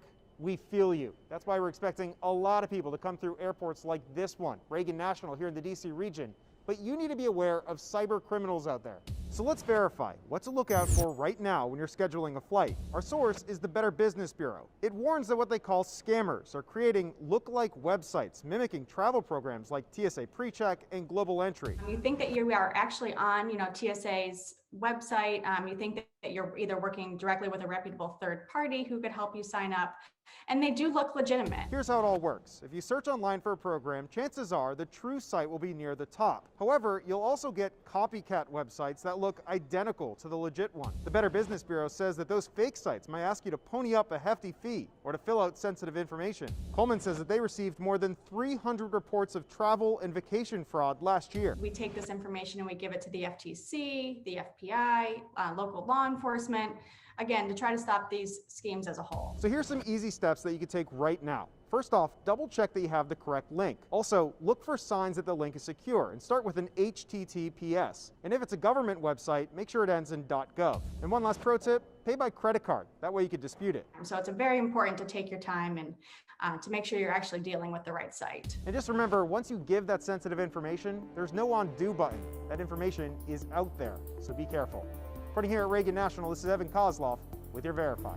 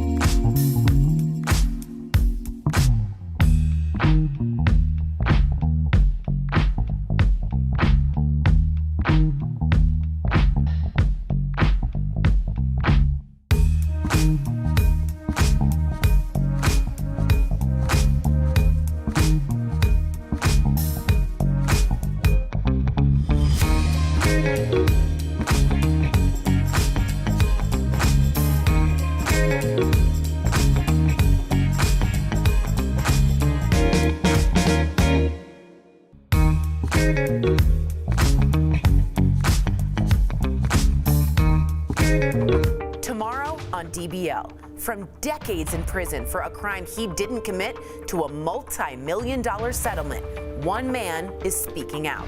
Is this what I'm saying my life is worth? To say that's the value of my life, that's what I equate it to. His story in Freedom Files, wrongfully convicted, only on DBL.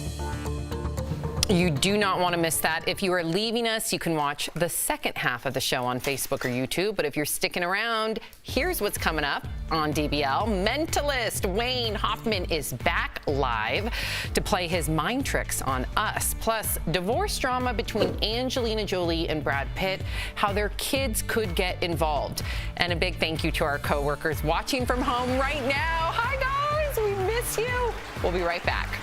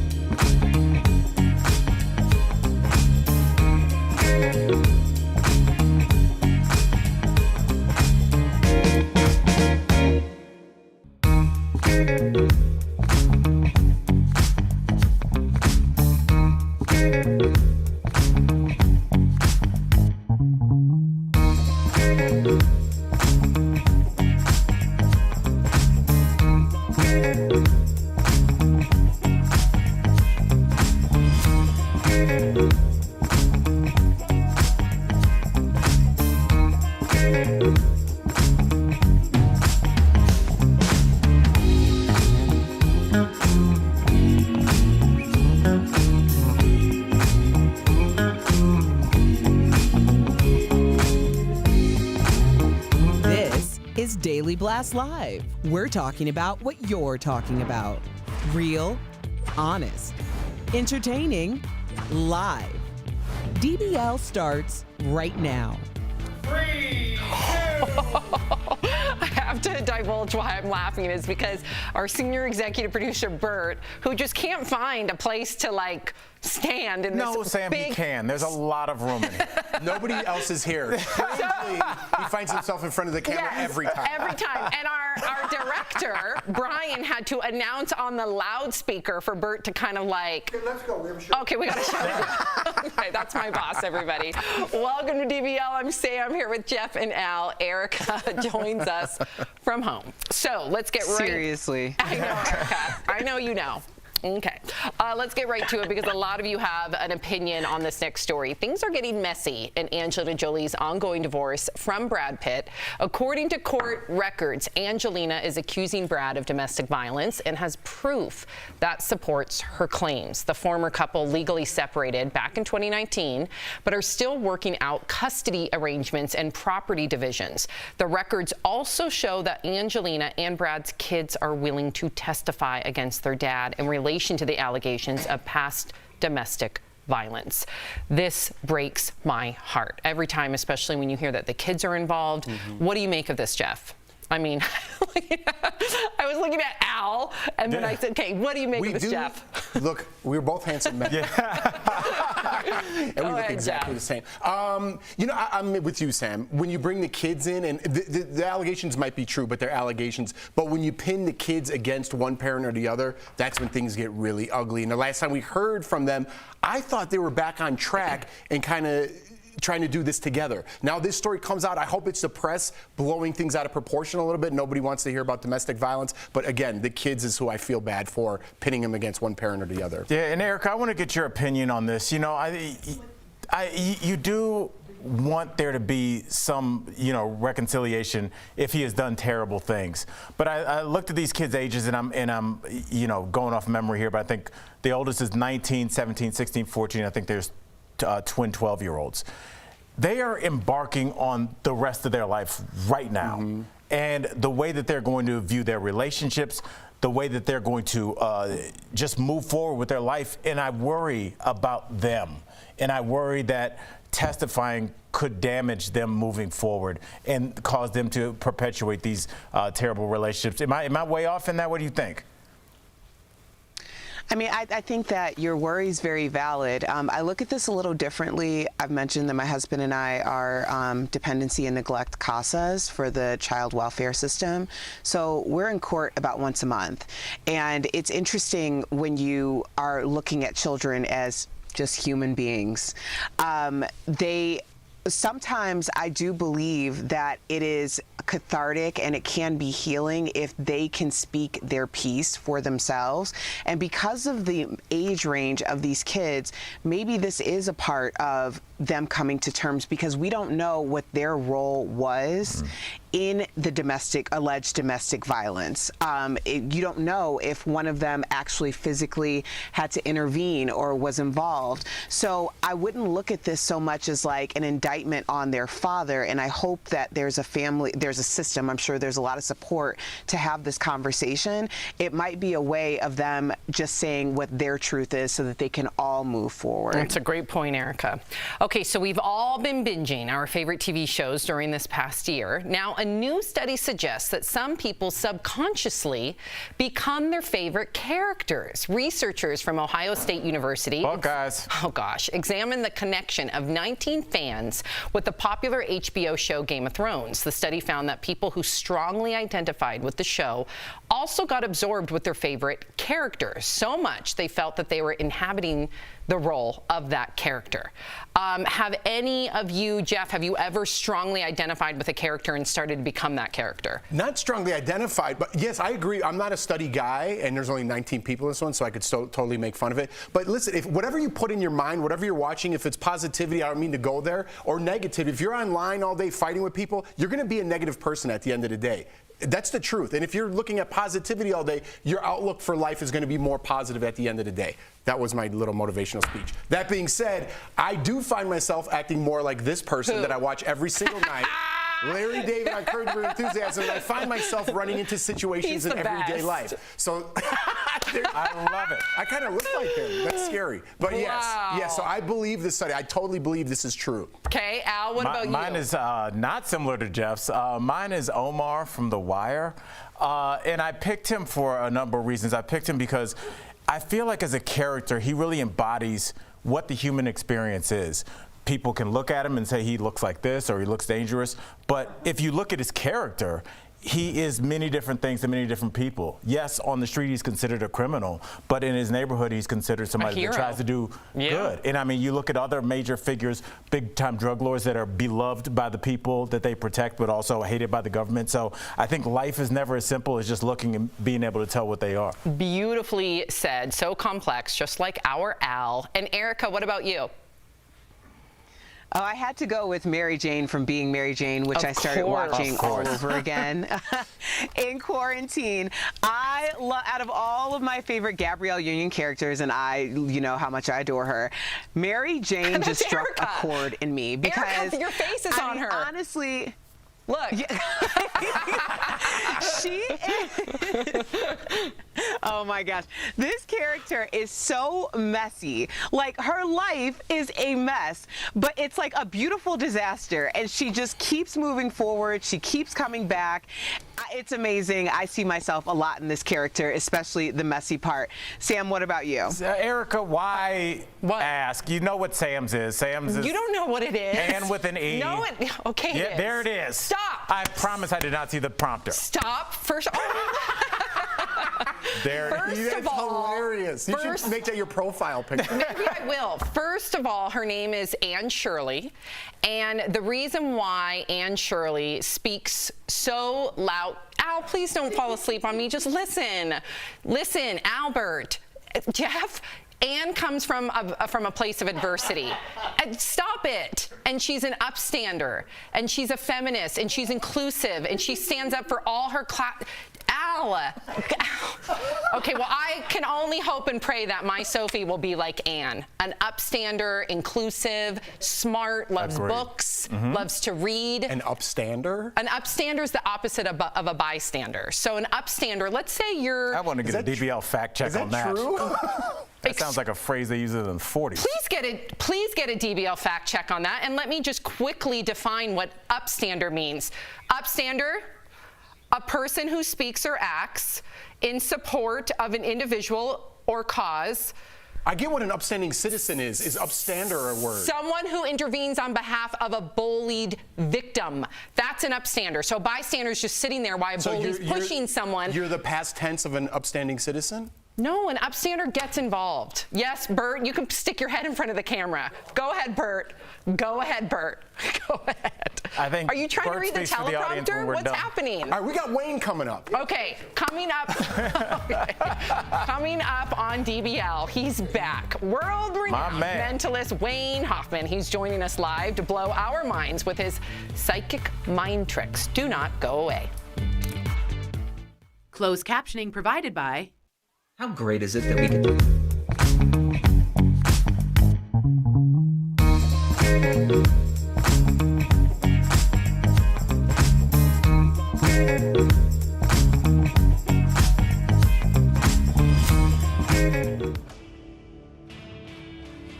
We got this question from a viewer. Are people with certain blood types at a lower risk of contracting COVID-19, specifically O blood types?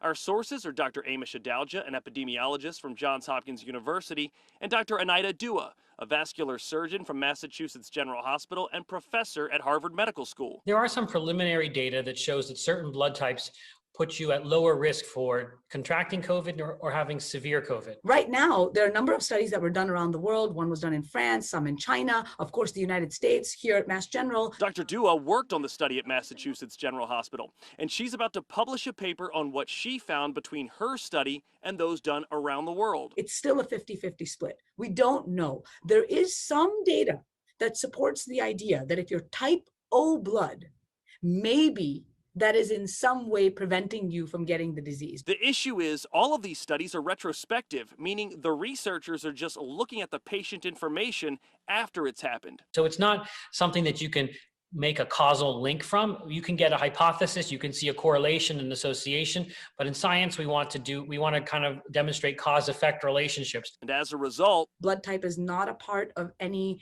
decision-making process, whether it be for severity of COVID or for susceptibility of COVID. So while there is some data regarding blood types, at this point, experts cannot definitively say People with type O blood are less susceptible to COVID-19.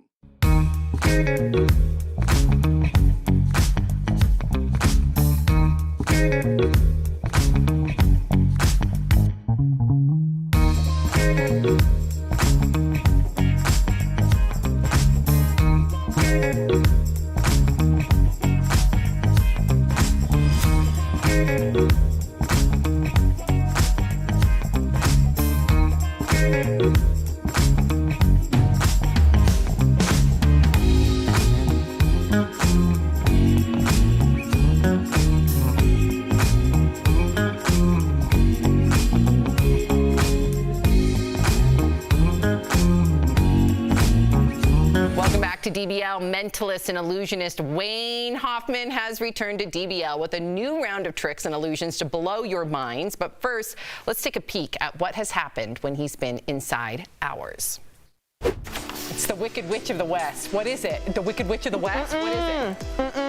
Oh my God, you guys. No. Out of any movie. How is Ruby that? slippers, baby. This is a random word? Out of 6 billion that It's totally random? It's not meaningful? It was random. Totally random. Yes. Tell me, here again. Boom, that's what I'm getting. Show it to Jeff. Jeff, look. Is it the same one? No, it's not. Are you thinking Is it advantages? Oh my God! Wow. Oh my gosh, Wayne. Wayne, what's going on? Wayne, thank you for joining us. How you And guys doing? Also, thank you for, making our Christmas party so fabulous way back in December. Thank you. Oh, yeah, of course. It's always fun to see you guys and get in your heads. You never know what you're going to get. I know. I'm a little nervous. Take it away. All right, I'm ready. All right, so we're going to try an experiment, and I'm excited for this one. I actually asked the producers to make sure you guys have a deck of cards. And Al, I think they were going to give them to you. Do you have a deck of cards with you? I have them right here. You do? I'm ready to go. And they're in a box, too. So here's what I want you to do, Al. I want you to, without showing the camera any of the cards, and don't even look at them yourself, I want you to take the deck of cards out of the box, and I want you to hold them in your hands like this, face down, so they're in between both of your hands. All right? Okay. Now, I want you to take the Lift your hands top up. half of the deck, and I want you to lay them on the table face down. So take about half of the cards, cut them, lay them face down on the table. Good. Okay. Now take the stack that's remaining in your hand, and I want you to lay them crossways on top of the other pack. So you make a little cross on the table, if that makes sense. Just lay it down. So you basically just cut the cards. Now, Al, do you have any idea where you cut? Is there any way you would know where you cut to? Absolutely not. Of course. Now, you're on the other side of the country, so there's no way that I could know either. No. But here's the weird part. I got dressed for the occasion today. That's right. I got this necklace from a little shop. It's called the Conjurer's Cabinet. They sell cool stuff for magicians. What? And I bought this necklace with a pendant. Take a look at this. My pendant is the Ace of Spades, which is my lucky card. Now, if I'm correct, not only did you cut there, but I cut to the same exact spot as well. So what I want you to do, Al, is lift up the top half of your deck and see if you cut to that It ace. better not be an Take ace a of look. spades. What? Stop it. How? I promised. Yes, I promise I did not. That is.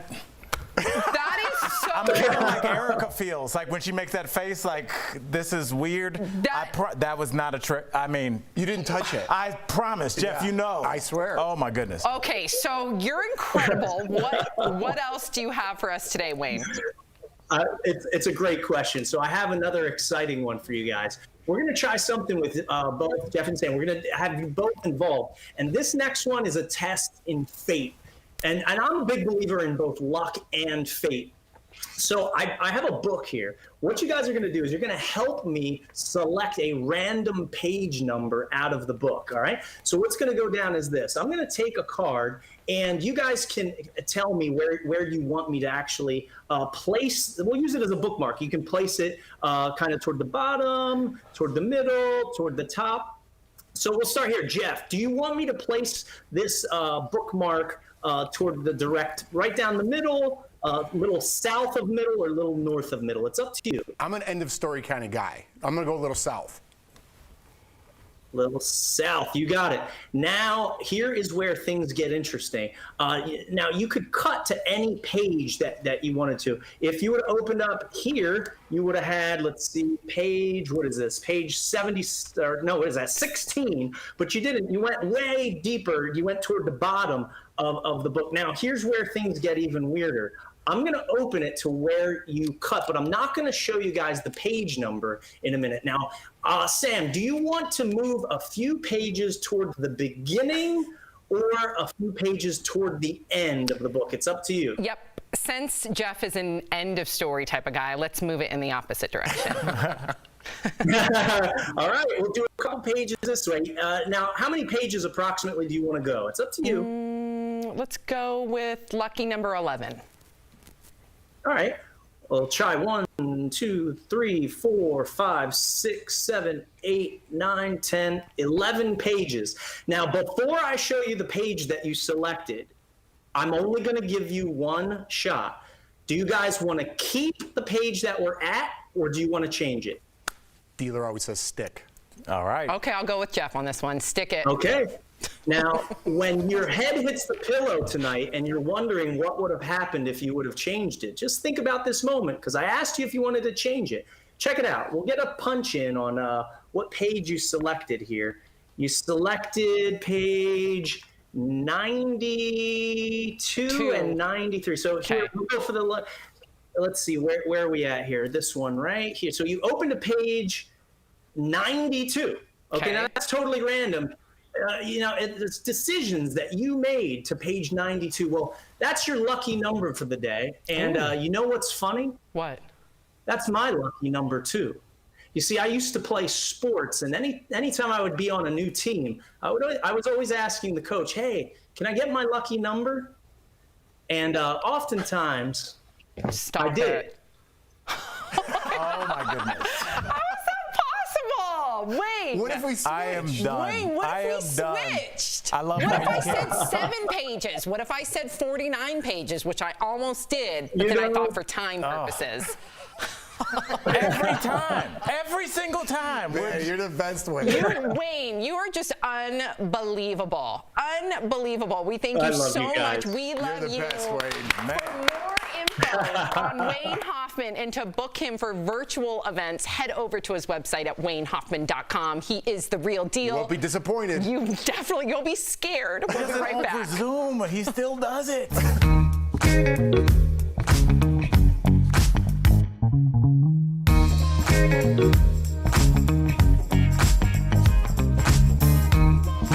Side effects are not uncommon with vaccines, but with coronavirus vaccines, more women are reporting side effects. So why is that? Let's connect the dots. A study put out by the Centers for Disease Control found that gender discrepancy. Out of all the people reporting side effects from COVID-19 vaccines, 79% were women. Most of the side effects are not severe and show that your body is building protection against the virus. Most people reported things like pain around the injection area, chills, headaches, and fatigue. Researchers are not sure why women are more affected, but they do have some theories. They range from women being more likely to get vaccinated to possibly being more comfortable reporting symptoms. In fact, according to that same CDC study, women account for just over 60% of all coronavirus vaccinations. But there could be another reason. It is well documented that men and women's immune systems function differently. It's why more women suffer from autoimmune diseases and have more reactions to other vaccines, including the flu vaccine. But before women get concerned, doctors do say these reactions are because their T cells respond better and could actually produce a better antiviral response. Connecting the dots, I'm Lauren Tellerico.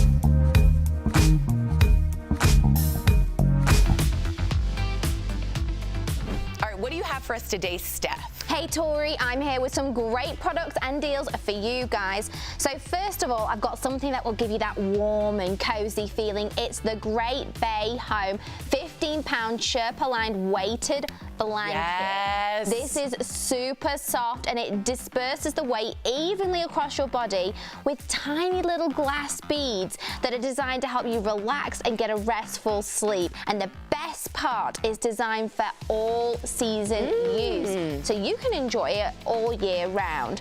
Now, normally, this is as much, are you ready? Yeah. As $200. But we've got it for our viewers for only $49, saving up to 76%. The weighted blanket is like the 2020-2021 like cup of coffee you have to have, so I'm getting this. It's really good for anxiety as well. Like, and you know pressure me. on your body makes you feel calm. I'm a walking piece of anxiety, so this is great. Really, really good and so soft too. Okay, next up, we've got the perfect item to replenish your hair's moisture and restore its radiance. Check it out. It's the 24-pack Hask single-use deep conditioning treatment. So you can hydrate your hair with these deep conditioning masks. This deal should also last you, are you ready? 3 to 6 months. And you can choose one of the 3 treatments that suit your hair type and your need. So we've got the rose oil and peach. It's for color protection. Then we've got coconut milk and honey. Oh, sounds gorgeous. Quenches and controls frizz for all you ladies with curls. And last but not least is the blue chamomile and argan oil for brightening and repairing blonde hair. Bing, bing, bing, bing. Normally it's as much as $60. We've got it for only $20. Saving our viewers 67%. And you know what? No one's going to the hair salon right now because of COVID, so this is great. 3 to 6 months, you're done. And it's going to keep your hair in really good condition in the winter months. It's really cold in Colorado right now. It's terrible. We need all the moisture. Amen. Okay, now Tori, we've all been spending more time at home using video calls to stay in touch. Well, what about an upgrade with this Gabba Goods 1080p HD webcam for computers and laptops? So it'll work with all computers via its USB port, and it's compatible with all video conferencing apps like Zoom, Skype, and more. It's got a professional wide-angle lens that's good. that gives this camera ultra-clear video with crisp, vibrant color. And it's got a built-in microphone for capturing perfect sound. Normally this is as much as $60, but we've got it for only $19, saving up to 68%, Tori. So my dad is like, I think his office, they only see his eyebrow for the past year. So this will be that wide-angle lens for your folks, guys. This is genius. Absolutely. Great product. And Great with price. the microphone included. Yeah, That's brilliant. Amazing. Brilliant. Okay, last but not least, we've got something to keep you jamming to your favorite tunes at home or when you're on the go. It's the iFrog's Airtime Sport truly wireless earbuds, so you can navigate your playlist, control the volume, even take phone calls with just a tap of a button on these earbuds. They've got a 25-hour battery life, so you never need to worry about running out of music.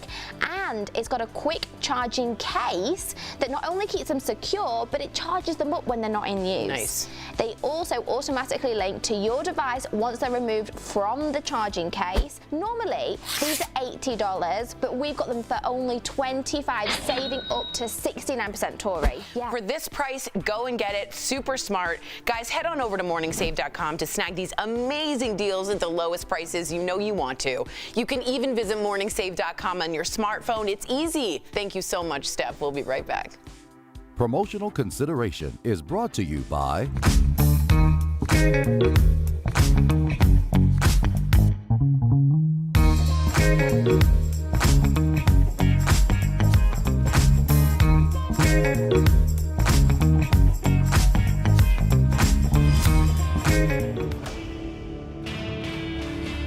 So you craving some warm weather for this upcoming spring break? We feel you. That's why we're expecting a lot of people to come through airports like this one, Reagan National here in the DC region. But you need to be aware of cyber criminals out there. So let's verify what to look out for right now when you're scheduling a flight. Our source is the Better Business Bureau. It warns that what they call scammers are creating look-alike websites mimicking travel programs like TSA PreCheck and Global Entry. You think that you are actually on, TSA's website. You think that you're either working directly with a reputable third party who could help you sign up, and they do look legitimate. Here's how it all works. If you search online for a program, chances are the true site will be near the top. However, you'll also get copycat websites that look identical to the legit one. The Better Business Bureau says that those fake sites might ask you to pony up a hefty fee or to fill out sensitive information. Coleman says that they received more than 300 reports of travel and vacation fraud last year. We take this information and we give it to the FTC, the FBI, local law enforcement, again, to try to stop these schemes as a whole. So here's some easy steps that you can take right now. First off, double check that you have the correct link. Also, look for signs that the link is secure and start with an HTTPS. And if it's a government website, make sure it ends in .gov. And one last pro tip, pay by credit card. That way you can dispute it. So it's very important to take your time and to make sure you're actually dealing with the right site. And just remember, once you give that sensitive information, there's no undo button. That information is out there, so be careful. Reporting here at Reagan National, this is Evan Kozloff with your Verify.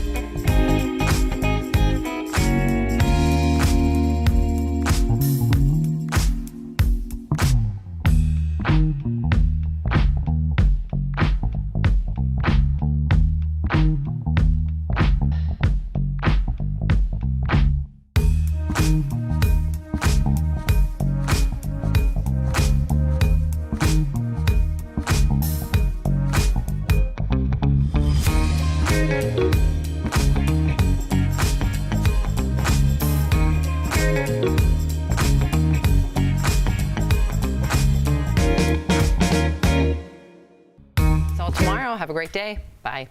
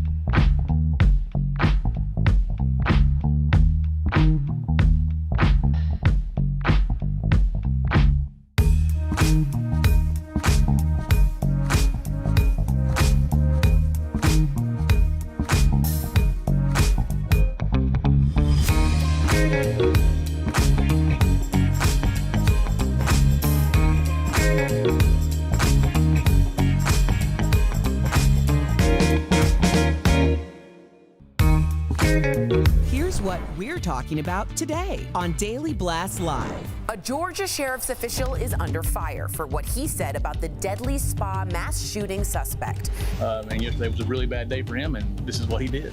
Why one of his posts on social media is also in question now. Brangelina and Brad's divorce gets ugly. The domestic violence accusations that could involve their kids testifying against Brad in court. Illusionist Wayne Hoffman is back to blow our minds. That is insanity. Live on DBL. You don't want to miss the tricks he has up his sleeve this time. And Jenna Elfman reveals what she thinks about a Dharma and Greg reunion. Oh gosh, you know, the idea of it is super fun to think about. Real, honest, entertaining, live. DBL starts right now. 3, 2. Michael Dean having to dodge our senior executive producer, Bert. Welcome to DBL. It is Thursday, March 18th. I am Sam here with Jeff and Al. Erica joins us from home. Okay, so we do have an update to that horrible shooting spree we talked about yesterday. The man accused of killing 8 people in 3 shootings at these Atlanta area spas has been charged with 8 counts of murder. He was to face a judge today, but it was canceled after he waived it in writing through his attorney. We're also learning he had been in rehab for sex addiction and was racked with guilt about his sexual urges. That's according to 2 people who lived with him. Now, meantime, there were Stop Asian Hate marches that took place all across the country yesterday. And now there's a lot of talk about what to label this guy, because 6 of the 8 people killed were Asian. The other 2 victims were a white man and a white woman. So was this a hate crime, or is this more about misogyny since he may have blamed women for his addiction, or is this domestic terrorism? Al, what would you say? I would say it's early, Sam. Or all of the above? Yeah, I would say that it's really early, and I feel like this quick thing to label, once you start doing that, Jeff, it's almost the way they tell a detective, don't come up with your own hypothesis, just look at the evidence, because once you have a narrative, you start looking for evidence that supports that. So let's just find out. It's been 24 hours, so what's this hurry? I'm with you, man. I'm glad you said that, actually. I didn't know what anyone was going to say. I don't understand this culture we live in with labels. Everyone's got to be labeled something, and then if you're not with that label, that means you have to be fully against it. How about he's a murderer and a psychopath, and he should spend the rest of his life in jail? I get that people want answers and why he did this, but like Al said, let the professionals break that down, not social media. I know what it looks like. I know what I could label in my own mind, but right now he's a murderer, and he murdered people. That's what I'm most concerned about, and get him off the streets and in jail and possibly put to death. Right, and it's technically all still alleged, Erica, but to Jeff and Al's point, yes, of course, he's a psychopath, he's a murderer, but I do think that, allegedly, but I do think, Erica, that a lot of people, unfortunately, have lost faith in the system or in police chiefs, and we'll get to this current police chief involved in this case, so therefore they want to come out with it and make sure that they're sticking up for the Asian community because they're afraid that other people aren't. Well, because the issue is that it's imminent. There's an imminent threat. As we mentioned yesterday, hate crimes against the Asian community have gone up exponentially over the past year. Those things are not coincidences. And to label it or not label it anything in this moment, I really do feel like putting a label on it really does underscore what the issue is. There is an imminent threat to Asian lives in our country. When we have these conversations back and forth, I understand the points that Jeff and Al are making, but I also understand what it's like to have a community under attack and feeling vulnerable when people are undermining that there's an issue. So I do believe that that's the reason why people are being very specific and asking for very specific verbiage. Especially because when we did hear from that, police chief involved, a lot of people were left scratching their heads. Let's talk about that. So Cherokee Police Captain Jay Baker, he's the one who said the suspect in the case was having a, quote, bad day during a press conference. If you didn't see it, here is that moment. Take a look. He was pretty much fed up and kind of at the end of his rope, and yesterday was a really bad day for him, and this is what he did. Now something he posted on Facebook has gone viral. Captain Baker had shared an image of T-shirts that read, COVID-19 imported from China, CHY-NA. Yeah, the sheriff has not yet commented on the post, which has been taken down. Wow. Al, what do we do now with this police chief? As far as from what I looked into, there are, captain, I should say, there are no consequences. What should those consequences be? I mean, there was a documentary that I asked all of you guys to watch. I don't know if you got around to it, Erica. It was called How to Fix a Drug Scandal. And this really made me think about it. I'll tell you why.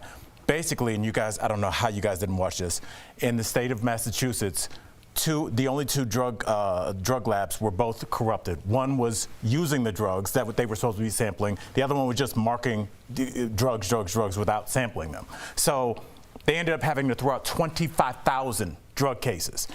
But the DA, the state DA there, didn't want that embarrassment, so they came out on a press conference and said, it's only 2 cases. And there was a guy that said, with press conferences, they're supposed to be boring. They're only supposed to be what you know. You don't come out and say what you think. Well, you don't come out and say, oh, we think Kobe Bryant's helicopter pilot was mad because the Cubs lost. You don't say that. You just say, this is what we have. It should be boring. You should almost know more than what they're reporting. And so the fact that he comes out there with like how he's feeling and what was this and his mom said this. Yeah, how about the victims? How do the victims feel? How do the victims' families feel? How do you know? Right. And why? You don't know. So what should happen to him, Jeff? What should happen to him? Or Erica, go ahead. No, I mean, this is par for the course. I think it's really important. When people talk about the context of history, history is what's happening right now. We are going to look back on this moment and think, where were we? What did we say? What did we do? Because for him to come out and say these things, this is very reminiscent of, well, you know, one time he stole a candy bar. One time he was, you know, he got suspended from school. They're setting a picture. They're setting a tone. And what this officer should have just said was, you know, he is me and I am him. Like, why didn't he just say that? Because that's what we all got from that press conference. He's protecting someone who he empathizes with. That someone happens to be the murderer, alleged, and not the victims. So tell me how that makes sense.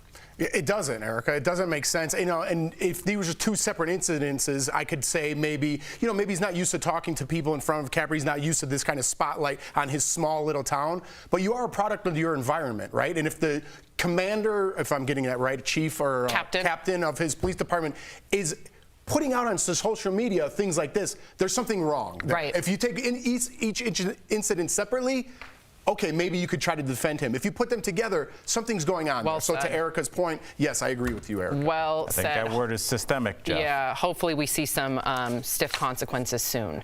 So March Madness is back. 4 games begin tonight in the NCAA tournament. This comes after it was canceled last year due to the pandemic. And of course, this year is still very different with all sorts of new COVID protocols, like staging the entire event in one location, Indiana. And of course, March Madness wouldn't be complete without everybody filling out their tournament brackets with their favorite teams. Okay, so how are you guys feeling about March Madness? I'm excited. Jeff and I talk about college basketball all the time, and I think I told you a couple of years back I went to the Final Four with my buddy, and it was like such a bonding experience. I don't know if we got the picture, but yeah, it's me and my buddy Mark. Wow. But I wanted that picture because look how many people are there. So the fact these games are going to be with basically no one there, I think it's going to change the dynamic, but I think Ohio State, my team, is going to take it.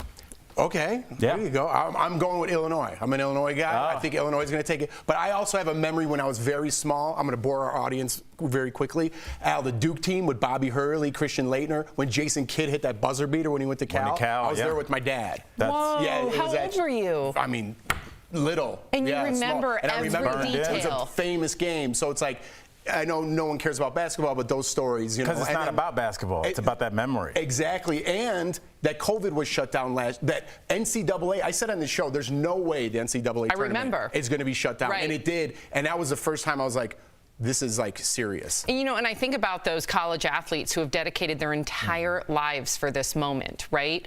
And last year it got taken away from them. This year, even though it's been tough with practicing and they haven't been able to have the full practice schedule compared to previous years, at least they have their shot. So happy to see all those. That's coming from a former college athlete. Should let people know, Sam. D1, baby. Erica, you got a quick pick?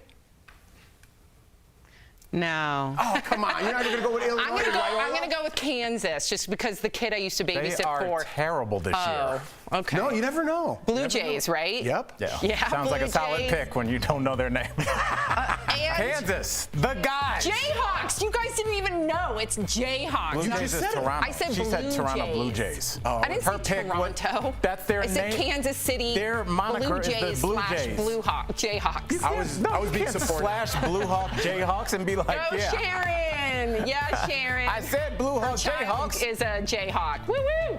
Coming up on DBL, are you ready to get your mind blown? World-renowned mentalist Wayne Hoffman returns live to play his brain games on us.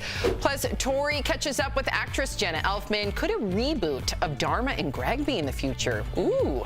And Utah lawmakers want to block adult content on smartphones. Both sides of this hot debate coming up next. Closed captioning provided by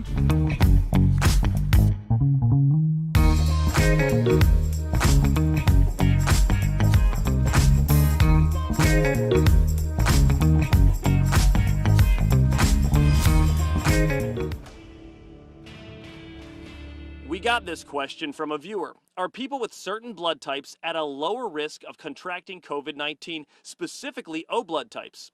Our sources are Dr. Amish Adalja, an epidemiologist from Johns Hopkins University, and Dr. Anita Dua, a vascular surgeon from Massachusetts General Hospital and professor at Harvard Medical School. There are some preliminary data that shows that certain blood types put you at lower risk for contracting COVID or having severe COVID. Right now, there are a number of studies that were done around the world. One was done in France, some in China, of course, the United States, here at Mass General. Dr. Dua worked on the study at Massachusetts General Hospital, and she's about to publish a paper on what she found between her study and those done around the world. It's still a 50-50 split. We don't know. There is some data that supports the idea that if you're type O blood, maybe that is in some way preventing you from getting the disease. The issue is all of these studies are retrospective, meaning the researchers are just looking at the patient information after it's happened. So it's not something that you can make a causal link from. You can get a hypothesis, you can see a correlation and association, but in science we want to kind of demonstrate cause-effect relationships. And as a result, blood type is not a part of any decision-making process, whether it be for severity of COVID or for susceptibility of COVID. So while there is some data regarding blood types, at this point, experts cannot definitively say people with type O blood are less susceptible to COVID-19.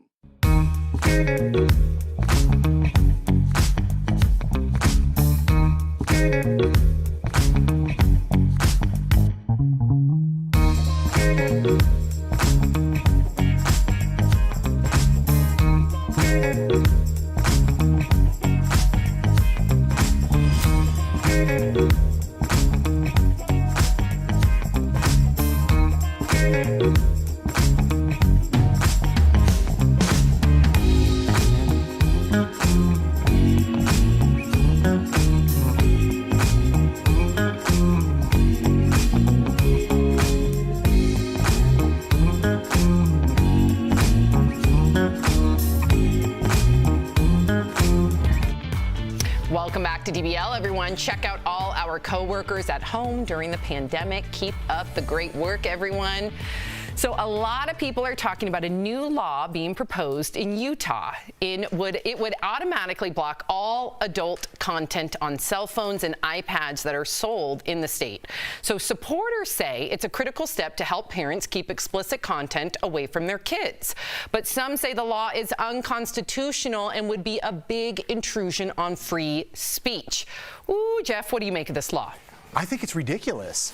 Do you ever hear of a VPN? Do you know what a VPN is? I've heard of VPN, but I don't know what it stands for. It just blocks your location from the government. So you could be anywhere in the United States. So get yourself a VPN, and this is ridiculous. Well, what if nobody knows how to do a VPN? I don't know what a VPN is. You just hook it up to your phone, hit on, and then the government can't track where you are or what you're looking at. That's basically what it is. Okay. And Erica, do you think that this is a good idea or an infringement on free speech?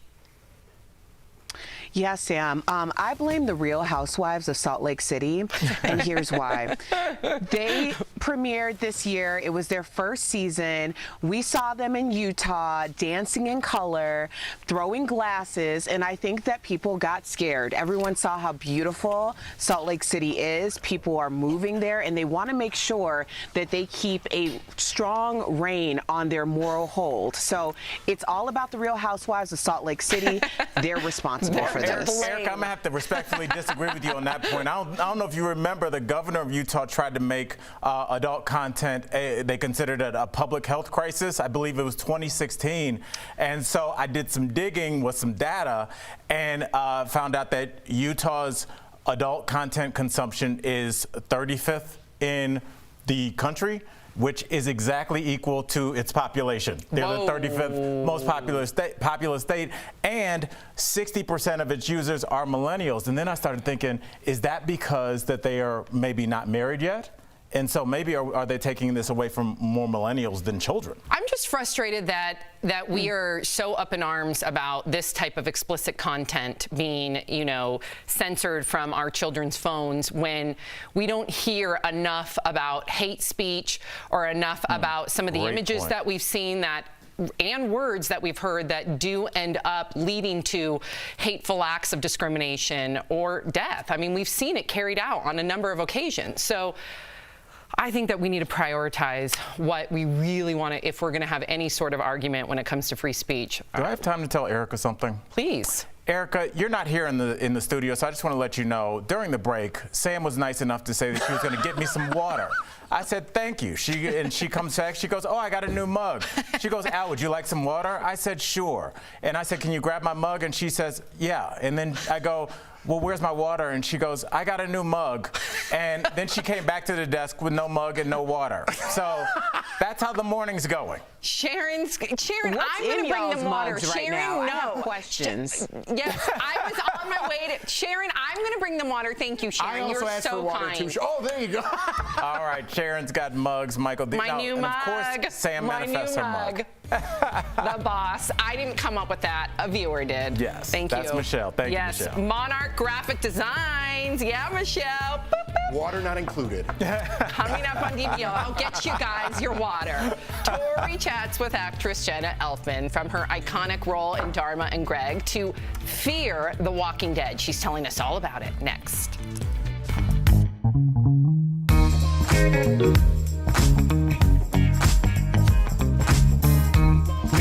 Side effects are not uncommon with vaccines, but with coronavirus vaccines, more women are reporting side effects. So why is that? Let's connect the dots. A study put out by the Centers for Disease Control found that gender discrepancy. Out of all the people reporting side effects from COVID-19 vaccines, 79% were women. Most of the side effects are not severe and show that your body is building protection against the virus. Most people reported things like pain around the injection area, chills, headaches, and fatigue. Researchers are not sure why women are more affected, but they do have some theories. They range from women being more likely to get vaccinated to possibly being more comfortable reporting symptoms. In fact, according to that same CDC study, women account for just over 60% of all coronavirus vaccinations.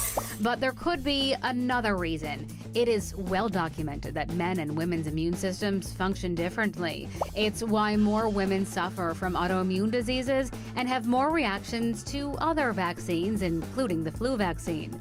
But before women get concerned, doctors do say these reactions are because their T cells respond better and could actually produce a better antiviral response. Connecting the dots, I'm Lauren Tellerico.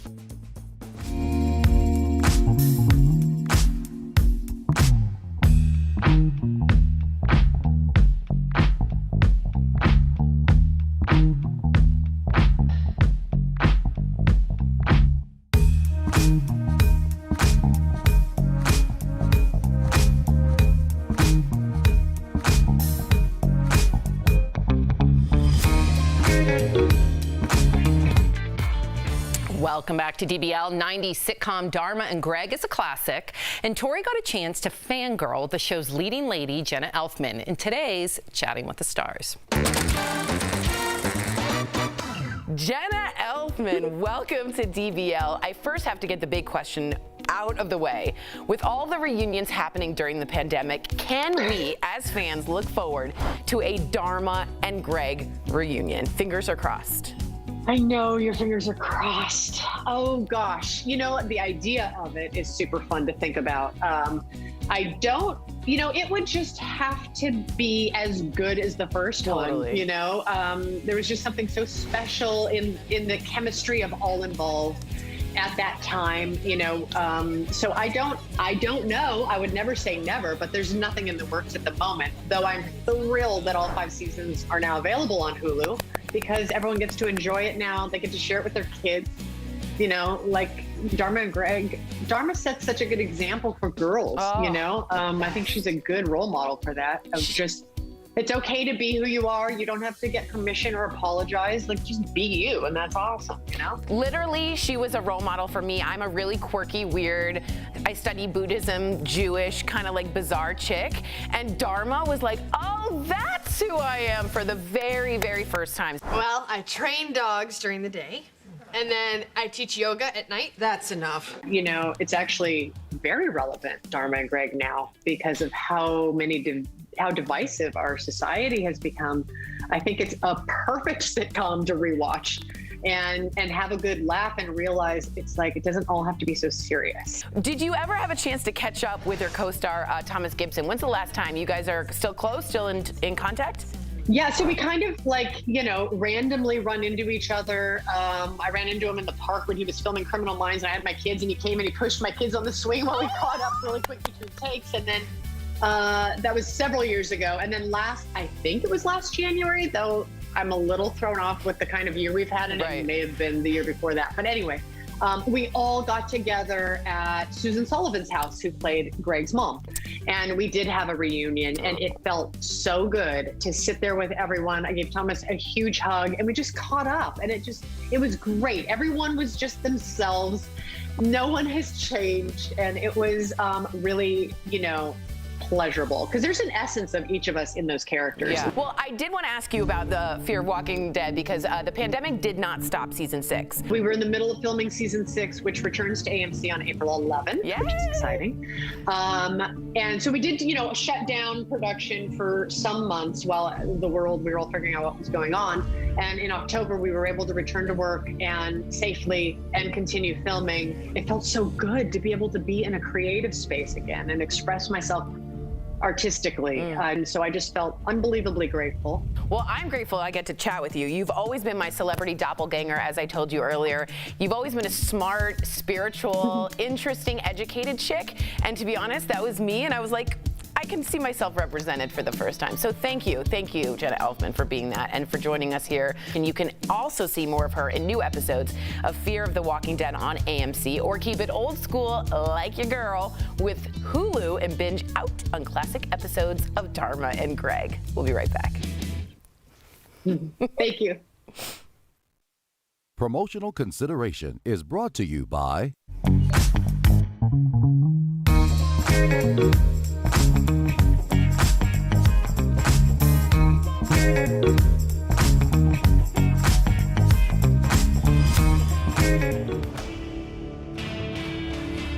So you craving some warm weather for this upcoming spring break? We feel you. That's why we're expecting a lot of people to come through airports like this one, Reagan National here in the DC region.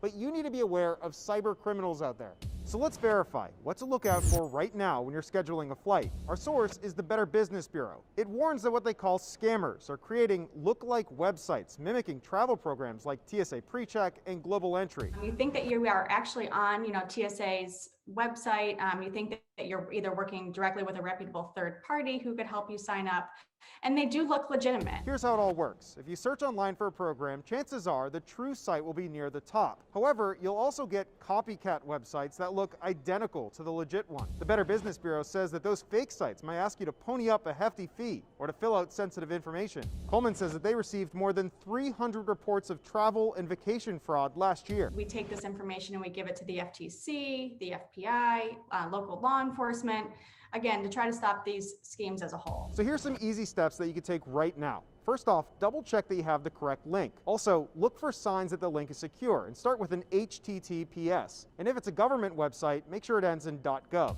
And one last pro tip, pay by credit card. That way you can dispute it. So it's very important to take your time and to make sure you're actually dealing with the right site. And just remember, once you give that sensitive information, there's no undo button. That information is out there, so be careful. Reporting here at Reagan National, this is Evan Kozloff with your Verify.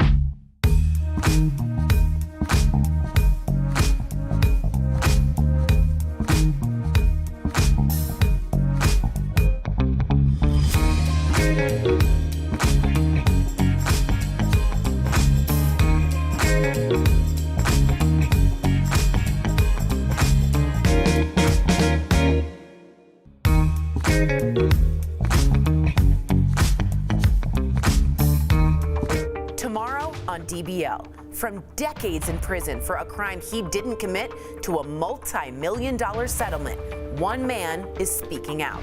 Is this what I'm saying my life is worth? To say that's the value of my life, that's what I equate it to. His story in Freedom Files, wrongfully convicted, only on DBL.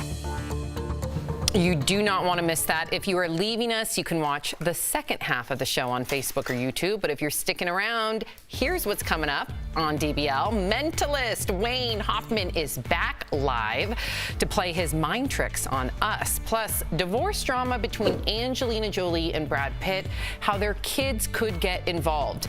And a big thank you to our coworkers watching from home right now. Hi, guys. We miss you. We'll be right back.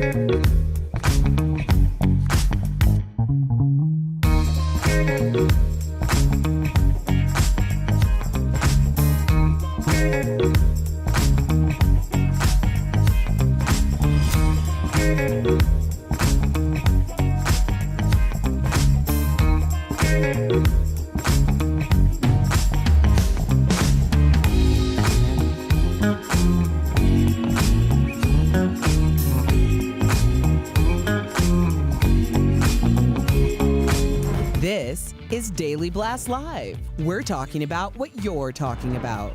Real, honest, entertaining, live. DBL starts right now. 3, 2. I have to divulge why I'm laughing is because our senior executive producer, Bert, who just can't find a place to like stand in No, this Sam, big... he can. There's a lot of room in here. Nobody else is here. Strangely, he finds himself in front of the camera every time. Every time. And our director, Brian, had to announce on the loudspeaker for Bert to kind of like... Okay, let's go. We have a show. Okay, we got to shut it down. Okay, that's my boss, everybody. Welcome to DBL. I'm Sam here with Jeff and Al. Erica joins us from home. So let's get right... Seriously. I know, Erica. I know you know. Okay, let's get right to it because a lot of you have an opinion on this next story. Things are getting messy in Angelina Jolie's ongoing divorce from Brad Pitt. According to court records, Angelina is accusing Brad of domestic violence and has proof that supports her claims. The former couple legally separated back in 2019, but are still working out custody arrangements and property divisions. The records also show that Angelina and Brad's kids are willing to testify against their dad in relation to the allegations of past domestic violence. This breaks my heart every time, especially when you hear that the kids are involved. What do you make of this, Jeff? I mean, I was looking at Al, and then I said, okay, what do you make of this, Jeff? Look, we're both handsome men. And we look exactly the same. You know, I'm with you, Sam. When you bring the kids in, and the allegations might be true, but they're allegations. But when you pin the kids against one parent or the other, that's when things get really ugly. And the last time we heard from them, I thought they were back on track and kind of trying to do this together. Now this story comes out, I hope it's the press blowing things out of proportion a little bit. Nobody wants to hear about domestic violence, but again, the kids is who I feel bad for, pinning them against one parent or the other. Yeah, and Eric, I want to get your opinion on this. You know, you do want there to be some, you know, reconciliation if he has done terrible things. But I looked at these kids' ages, and I'm, you know, going off memory here, but I think the oldest is 19, 17, 16, 14. I think there's twin 12-year-olds. They are embarking on the rest of their life right now. And the way that they're going to view their relationships, the way that they're going to just move forward with their life. And I worry about them. And I worry that testifying could damage them moving forward and cause them to perpetuate these terrible relationships. Am I way off in that? What do you think? I mean, I think that your worry is very valid. I look at this a little differently. I've mentioned that my husband and I are dependency and neglect CASAs for the child welfare system. So we're in court about once a month. And it's interesting when you are looking at children as just human beings. Sometimes I do believe that it is cathartic and it can be healing if they can speak their piece for themselves. And because of the age range of these kids, maybe this is a part of them coming to terms, because we don't know what their role was in the alleged domestic violence.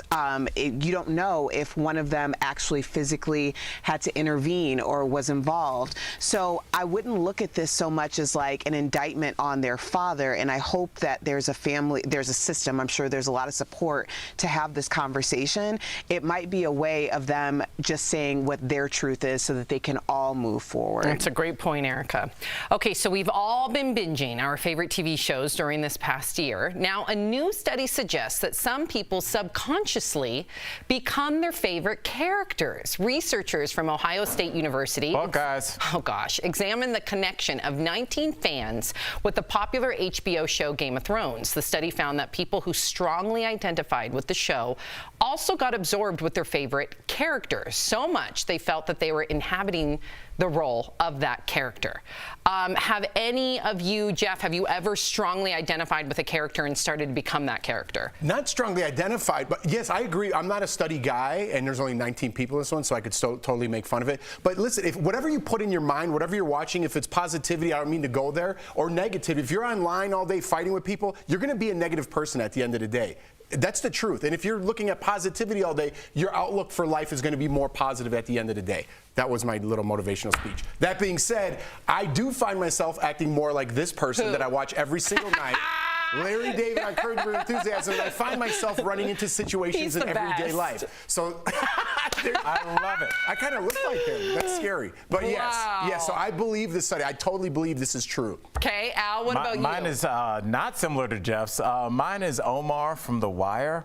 And I picked him for a number of reasons. I picked him because I feel like as a character, he really embodies what the human experience is.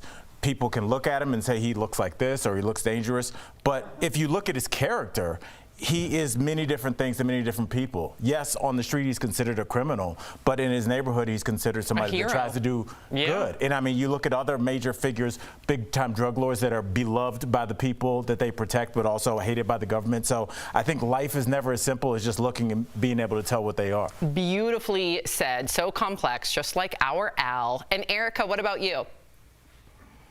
Oh, I had to go with Mary Jane from Being Mary Jane, which I started watching all over again in quarantine.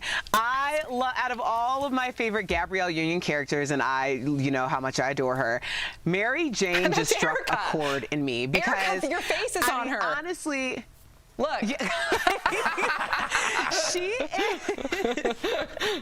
Oh my gosh. This character is so messy. Like, her life is a mess, but it's like a beautiful disaster. And she just keeps moving forward. She keeps coming back. It's amazing. I see myself a lot in this character, especially the messy part. Sam, what about you? Erica, why ask? You know what Sam's is. Sam's is. You don't know what it is. And with an E. No, okay. Yeah, it is. there it is. Stop. I promise I did not see the prompter. Stop. First. There. That's hilarious. You should make that your profile picture. Maybe I will. First of all, her name is Anne Shirley. And the reason why Anne Shirley speaks so loud. Al, please don't fall asleep on me. Just listen. Listen, Albert. Jeff. Anne comes from a place of adversity. Stop it. And she's an upstander. And she's a feminist. And she's inclusive. And she stands up for all her class. Al. Okay, well, I can only hope and pray that my Sophie will be like Anne. An upstander, inclusive, smart, loves books, loves to read. An upstander? An upstander is the opposite of a bystander. So an upstander, let's say you're... I want to get a DBL fact check on that. Is that true? That sounds like a phrase they use in the 40s. Please get a DBL fact check on that, and let me just quickly define what upstander means. Upstander, a person who speaks or acts in support of an individual or cause. I get what an upstanding citizen is. Is upstander a word? Someone who intervenes on behalf of a bullied victim. That's an upstander. So bystander's just sitting there while a bully's pushing someone. You're the past tense of an upstanding citizen? No, an upstander gets involved. Yes, Bert, you can stick your head in front of the camera. Go ahead, Bert. Go ahead, Bert. Go ahead. I think Are you trying to read the teleprompter? What's happening? All right, we got Wayne coming up. Okay, coming up. Coming up on DBL, he's back. World-renowned mentalist Wayne Hoffman. He's joining us live to blow our minds with his psychic mind tricks. Do not go away. Closed captioning provided by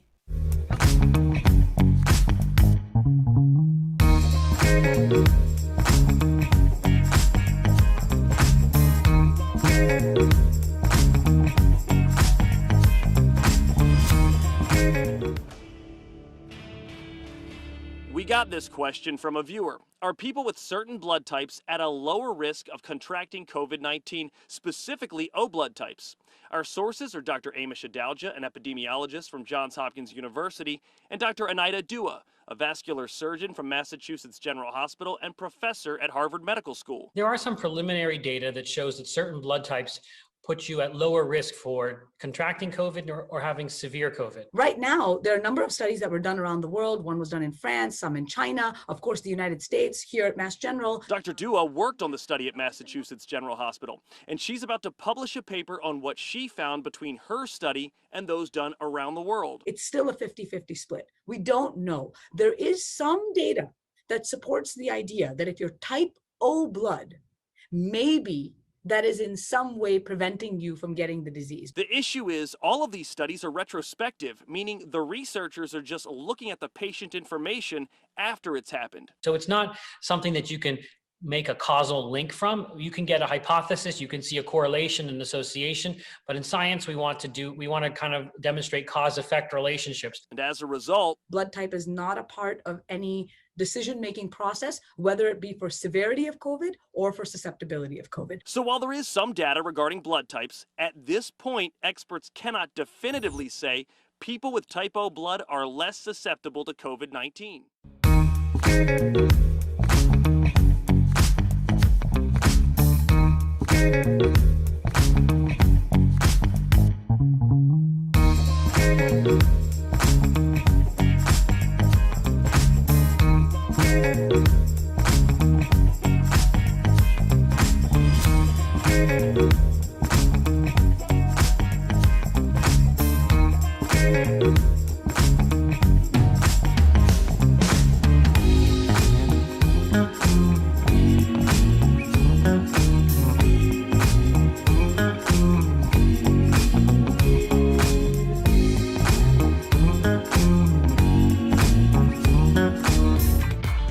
Welcome back to DBL. Mentalist and illusionist Wayne Hoffman has returned to DBL with a new round of tricks and illusions to blow your minds. But first, let's take a peek at what has happened when he's been inside ours.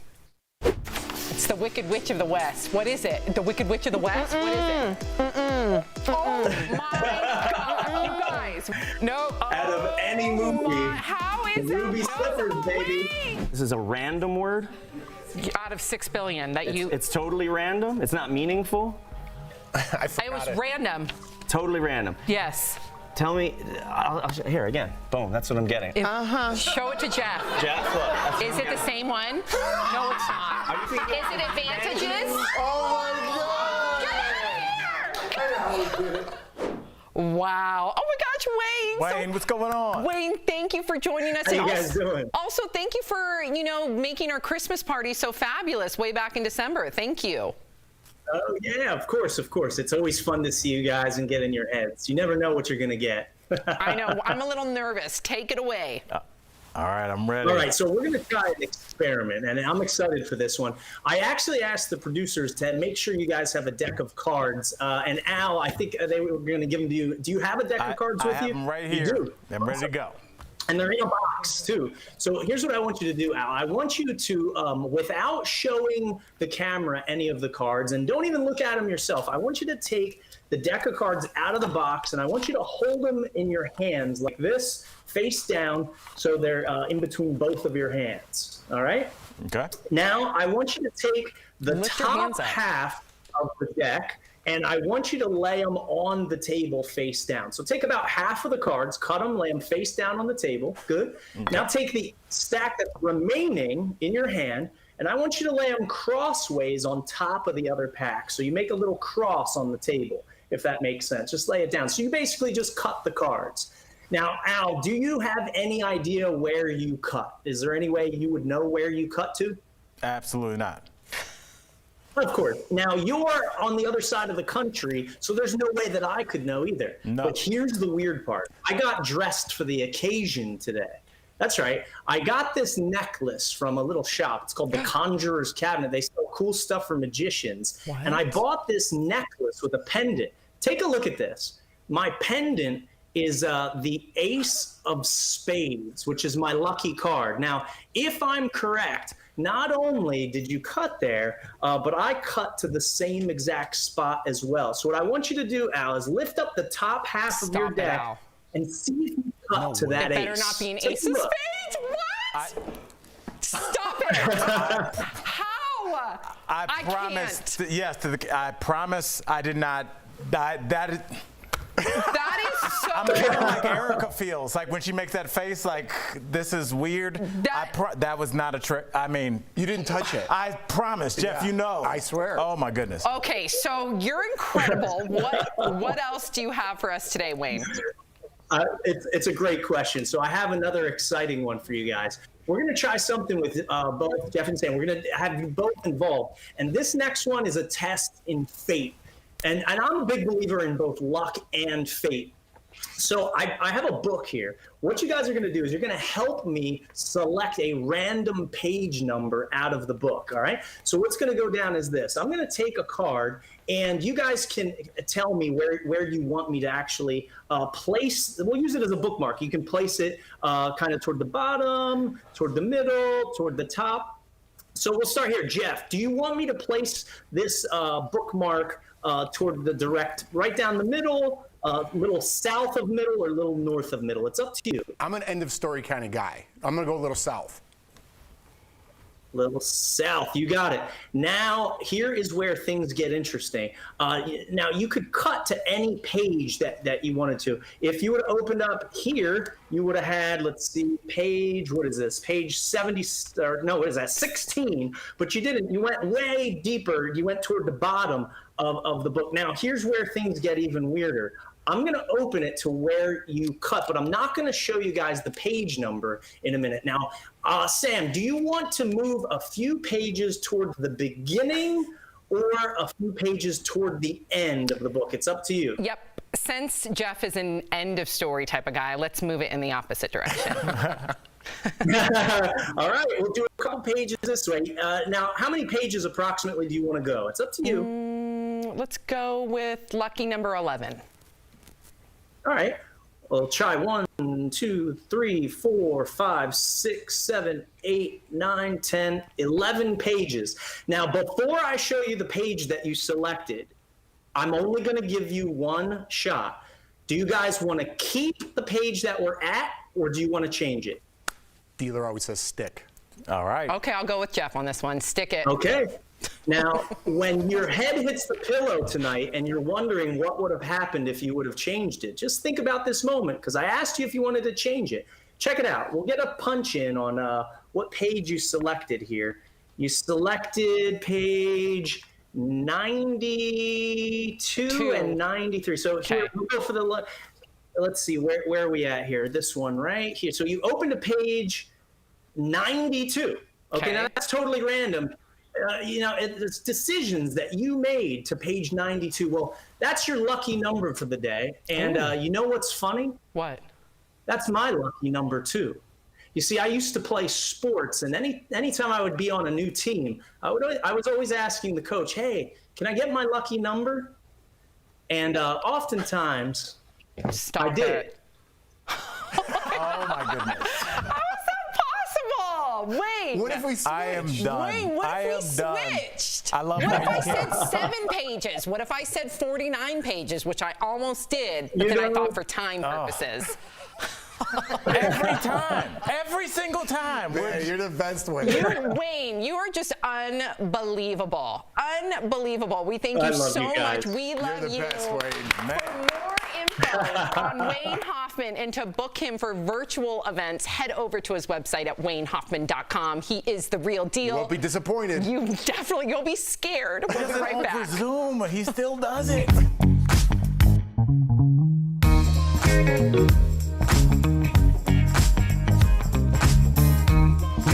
Side effects are not uncommon with vaccines, but with coronavirus vaccines, more women are reporting side effects. So why is that? Let's connect the dots. A study put out by the Centers for Disease Control found that gender discrepancy. Out of all the people reporting side effects from COVID-19 vaccines, 79% were women. Most of the side effects are not severe and show that your body is building protection against the virus. Most people reported things like pain around the injection area, chills, headaches, and fatigue. Researchers are not sure why women are more affected, but they do have some theories. They range from women being more likely to get vaccinated to possibly being more comfortable reporting symptoms. In fact, according to that same CDC study, women account for just over 60% of all coronavirus vaccinations. But there could be another reason. It is well documented that men and women's immune systems function differently. It's why more women suffer from autoimmune diseases and have more reactions to other vaccines, including the flu vaccine. But before women get concerned, doctors do say these reactions are because their T cells respond better and could actually produce a better antiviral response. Connecting the dots, I'm Lauren Tellerico.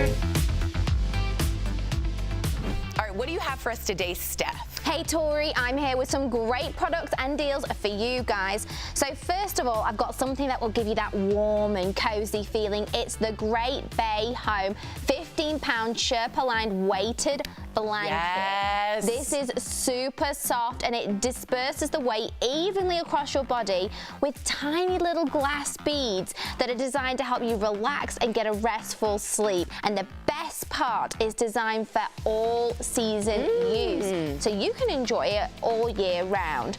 Now, normally, this is as much, are you ready? Yeah. As $200. But we've got it for our viewers for only $49, saving up to 76%.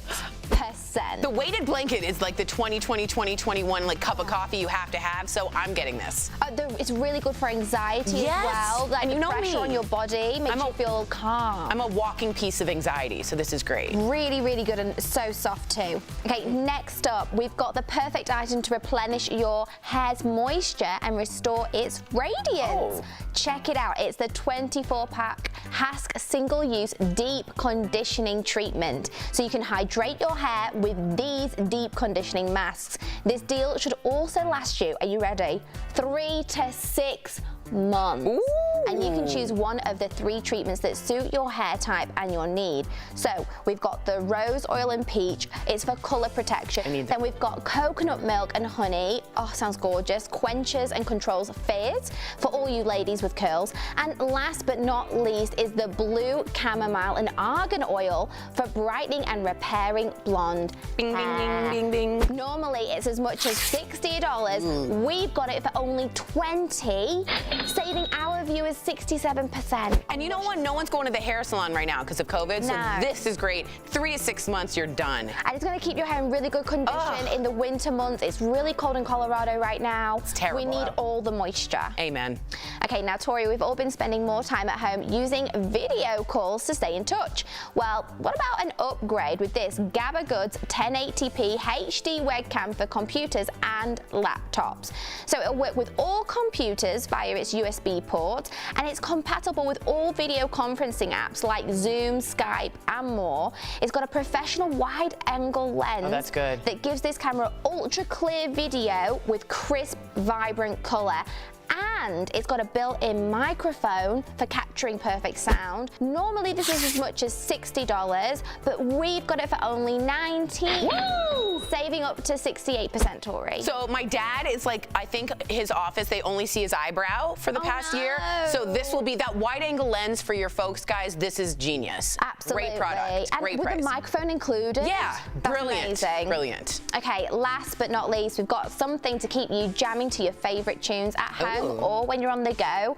It's the iFrog's Airtime Sport truly wireless earbuds, so you can navigate your playlist, control the volume, even take phone calls with just a tap of a button on these earbuds. They've got a 25-hour battery life, so you never need to worry about running out of music, and it's got a quick charging case that not only keeps them secure, but it charges them up when they're not in use. Nice. They also automatically link to your device once they're removed from the charging case. Normally, these are $80, but we've got them for only $25, saving up to 69% Tory. Yeah. For this price, go and get it. Super smart. Guys, head on over to morningsave.com to snag these amazing deals at the lowest prices you know you want to. You can even visit morningsave.com on your smartphone. It's easy. Thank you so much, Steph. We'll be right back.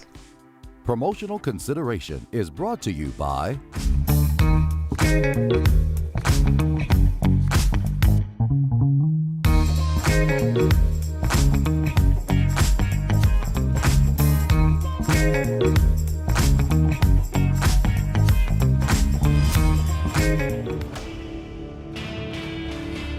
So you craving some warm weather for this upcoming spring break? We feel you. That's why we're expecting a lot of people to come through airports like this one, Reagan National here in the DC region. But you need to be aware of cyber criminals out there. So let's verify what to look out for right now when you're scheduling a flight. Our source is the Better Business Bureau. It warns that what they call scammers are creating look-alike websites mimicking travel programs like TSA PreCheck and Global Entry. You think that you are actually on, TSA's website. You think that you're either working directly with a reputable third party who could help you sign up, and they do look legitimate. Here's how it all works. If you search online for a program, chances are the true site will be near the top. However, you'll also get copycat websites that look identical to the legit one. The Better Business Bureau says that those fake sites might ask you to pony up a hefty fee or to fill out sensitive information. Coleman says that they received more than 300 reports of travel and vacation fraud last year. We take this information and we give it to the FTC, the FBI, local law enforcement, again, to try to stop these schemes as a whole. So here's some easy steps that you can take right now. First off, double check that you have the correct link. Also, look for signs that the link is secure and start with an HTTPS. And if it's a government website, make sure it ends in .gov. And one last pro tip, pay by credit card. That way you can dispute it. So it's very important to take your time and to make sure you're actually dealing with the right site. And just remember, once you give that sensitive information, there's no undo button. That information is out there, so be careful. Reporting here at Reagan National, this is Evan Kozloff with your Verify.